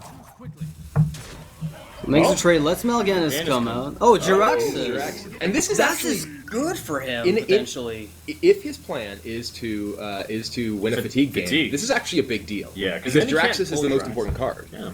Then all of a sudden, the Infernos won't be coming out. Jiraxxus is one of the reasons why he's Priest loses all the time. Jiraxxus is the single biggest reason, in fact. Yes. On top of Twilight Drakes and big nonstop 8/8s and everything else. Specifically with this game plan, yes. It's just Jiraxxus' ability to generate an unending line of threats is really what's so threatening in terms of the late game power of Handlock. Yeah. And the good thing now is that I guess the fatigue plan is moving forward because he coiled your owl. Although it's still very dangerous. Like without a light bomb very soon from Gara, this looks like it could just escalate into an almost automatic loss. I don't know. It looks really dire. Yeah, there's no way for him to keep this Cabal Shadow Priest alive unless he wants to let Thorson live. So it seems like he's going to have to just kill this off and then... The only way would be to top deck really hard with the Northshire heal and then find Shadow Word Death, but it doesn't look like something you'd ever want to do. Again, I think that it's just so important that he has those deaths as well. Yeah, he has them, so... I think that it's very important that he, again, uses resources that aren't Shadow Word Death to deal with things like Thorson as well. So he expects to force opponent to play everything but Moltons, and then with 2 less threats, taken out from just being overhealed, Life Coach will never be able to go in for damage. But does that imply that he's playing double Light Bomb? It could be. It feels like that's one of the implications of that. And I like this play from Gara here, using the Corruptor to take down the Emperor and healing himself up. Yeah, Definitive Argus punishes this pretty severely, but what can you do, really? I'm gonna like this Dr. Boom play pretty soon too. It's one of those minions where you play Mal'Ganis and buff Draxus. Yeah, you're gonna prompt a light bomb from your opponent. If you're in Life Coach's position here, you have to be basically trying to plan for what game that Gara seems to be playing, which is a resource denial fatigue plan. Okay. And Mal'Ganis here pumping Jirax. Against Light Bomb, this is pretty weak, but you're forcing a second death, which means your Dr. Boom is likely to work out. How does Light Bomb interact with Mal'Ganis and a minion? They deal damage to themselves first, and then they stay at that health if it's as big as their max health. But in this case, it would basically bring Jirax down to 3-7. Okay. So Chillmaw is his best bet here to be defensive. His opponent already did use 1 Owl, and Chillmaw is a... It's like 6, so it could actually kill the Mal'Ganis. You could also find the death. That's another option. Or Light Bomb. Oh man, that's rough. It really does look like Gara is being pretty heavily punished for using his death early in the game when he had an opportunity to trade off his minion. Yep. I think Blackwing Technician is okay. I mean, Twilight Whelp is a dragon in itself, which might be the case where you have to hold on to it for Chillmaw and the Twilight Guardian to have impact. So the thing is, now you're asking yourself as Life Coach, am I overplaying into Light Bomb here? Like, is he trying to get me to play into it? So I just hold off the... I don't think so. I think that kind of board it would have been played. Okay. But one thing he can be for sure certain is that his opponent doesn't have Shadow Word Death. Yeah, that's for sure. If Life Coach makes the trades, then he opens up his board to possibly like a Spell Damage Holy Nova. The Drake would be dead, so there would have to be a Valence Chosen plus a low-cost minion plus Nova, which is like a really unlikely streak of events. Well, killing out the Drake's pretty important just for the spell power. I think he's hesitant to play Dr. Boom for the Light Bomb reasons. Yeah, that's definitely what is going through his mind right now. He's like, I need to have a second life against Light Bomb. It's like his board is definitely threatening enough. He doesn't need it. It's 14 points, 15 points on the board now. Alright, just kidding. 14 points. No, wait, just kidding. 16 points. Just kidding. 17 points. Do we keep ramping? 16. Okay, 16. 16 points. Yeah, dig for those answers. I mean, worst case scenario, you draw the Chillmaw, right? Like, what's the alternative? I don't see anything else that you really can do and hope that it works out. I mean, even Light Bomb here isn't that good. Yeah, I mean, it will, however, kill Mal'Ganis, which is probably the reason you want it. You've eliminated one mountain. The Moltons you don't expect to see play anytime soon. Mm-hmm. So Dr. Boom is really the only next threat that you have to deal with. You've seen the Owl, I think. Coming down early, so there's probably not going to be a second one from Life Coach. So Chillmaw is not going to get silenced. He has 2 opportunities to draw if he wants to really go for the Shadow Word Death or Light Bomb. All right, another defensive line for Gara. I still think that Chillmaw is slightly better because it gives him the ability to be defensive. Like maybe he can get Holy Nova to finish off the board, right? Like clean up what's left. Right. It already kills the defender. It's gonna damage the Ancient Watcher. If you get Valence Chosen, you might be able to make something happen. Sunfire Protector number 2 doesn't really help Life Coach here. He still is hesitant to play Dr. Boom for you just want to overcommit. So you double trade. Would you trade Jiraxus in with the 2/3 and keep Mal'Ganis super healthy? Well, that's a way to put it. It's not that healthy, but it is relatively healthy. Or do you expect it to die anyway to a Holy Nova with the Blackwing Tech? 4 health is still pretty reasonable against Priest. Yeah, there's not that many things that really punish you for 4 health. You can even taunt up Jiraxus now. And Mal'Ganis. Well, actually, no, it doesn't matter. Yeah, it doesn't matter. It still dies, yeah. Maybe you push... But you do put Mal'Ganis out of the Nova... No, never mind. I lied. Noxious lied. Well, this is a little awkward. Shomon's doing some pretty good work. You know, here. if Gar's plan actually works out, that has to be pretty fantastic. Because if this works out for Gar, he's a genius. Yeah, I'm but actually if it loving doesn't, he looks like an idiot, which is right now looking more like the latter. Yeah, that's a lot of damage taken right now. But it's always easy to say it on this side of things. Yeah, pick up the light bomb here, and I think he's actually in a fantastic position. What would be quite good. Yeah, light bomb here would potentially Draw just be twice. game Draw winning. twice for it. No, not not light quite. bomb. What do? Do you just heal with the cleric? It's like basically all in on light bomb. Or do you just play all the taunts and get Shadow Flame and lose the game? I think that Nova would actually allow you to kill Mal'Ganis, right? Like, assuming the boom bots don't ruin your day. Your Holy Nova only does 2 damage. right. He doesn't. No, it does 3. There's a Villain's Chosen. No, it's No, only that's only a that's a- powered shield. Oh, Barber Chill, you're right. Never Only mind. 3 power. Not just light again. I keep lying. It's okay. Don't worry. I do that all the time. He needs to draw. Yeah, he needs to draw every, like... It's like a 1-outer. I don't know if he's got 1 card, like, or 2 light bombs. That's the question, right? With the He can Confessor easily Pale pick- Fist, he is that easily second pick up light a bomb dragon. hard to slot in? I And if he mean, can, he's gonna play 2 taunts. Is it? Ooh, No, so- Smite. It's actually- Holy Nova. Smite is actually not bad. I like this. The Holy Smite Nova might actually buy him a turn. He actually draws another card off the Nova too. Which Yeah. is nice. It could be. He needs to go. You sort of gotta go quickly. fast. Yeah. And the thing about it is that he still keeps light bomb, right? He's going all in on the minions. The thing is, Life Coach right now does not have the Shadow Flame, so this might work out. And the Shadow Flame target is the most likely to be Shadow That's Flame. really ambitious. Oh man, if the Shadow Flame gets picked up by Life Coach He here, still has one more room to tap into it. yeah. And there's 1 of them in the deck, I think, not 2. And he's trying to figure out, can I actually just go through this and not worry about Shadow Flame too much? If the boom bots are godlike, maybe.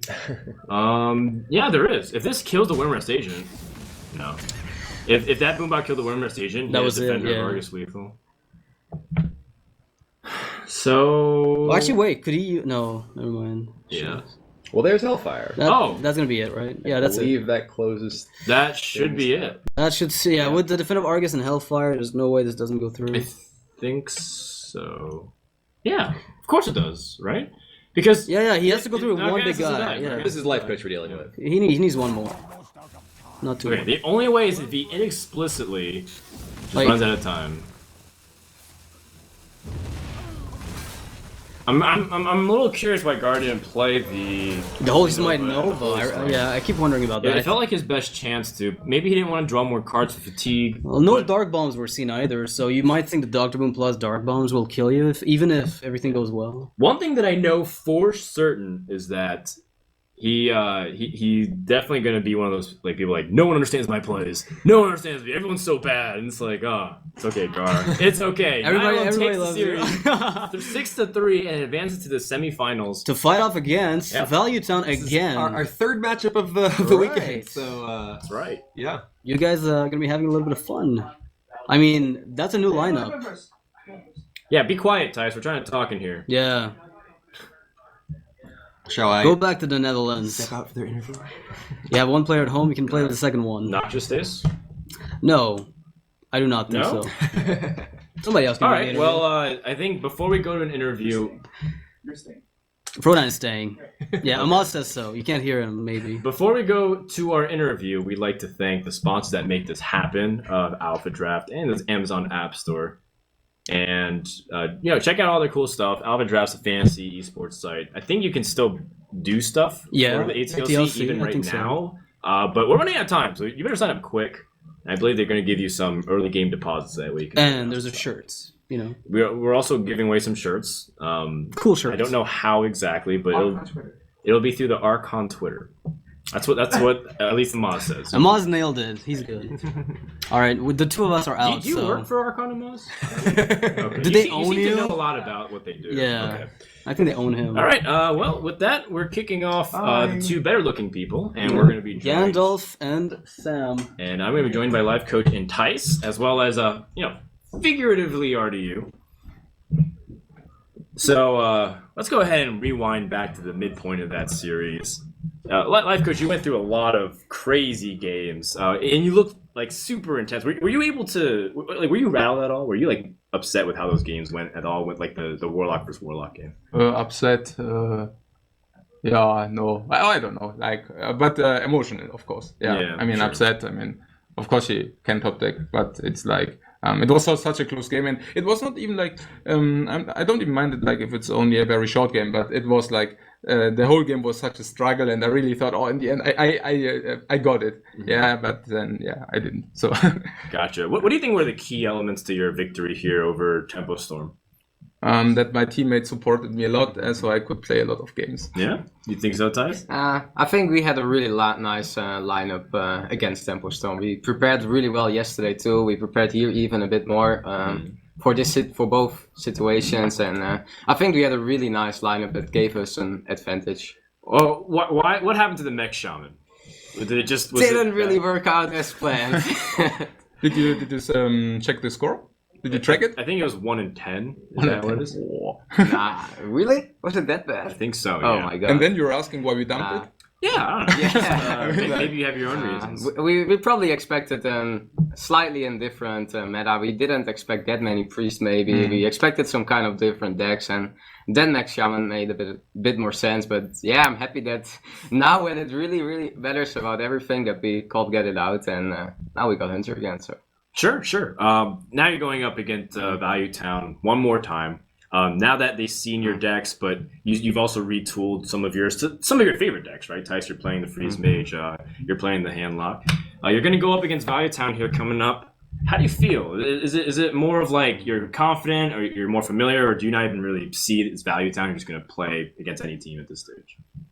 I think we feel pretty comfortable. Especially the first series was really close against Value Town.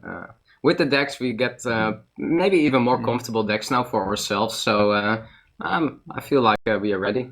And the third time has to be the time. All right. Well, hopefully we can see you go through. I think one thing that we noticed was that the two teams fighting in the quarterfinals were the teams that didn't have all players here. It's just the communication might have been a barrier here. So you have to win here because RDU's not here with you.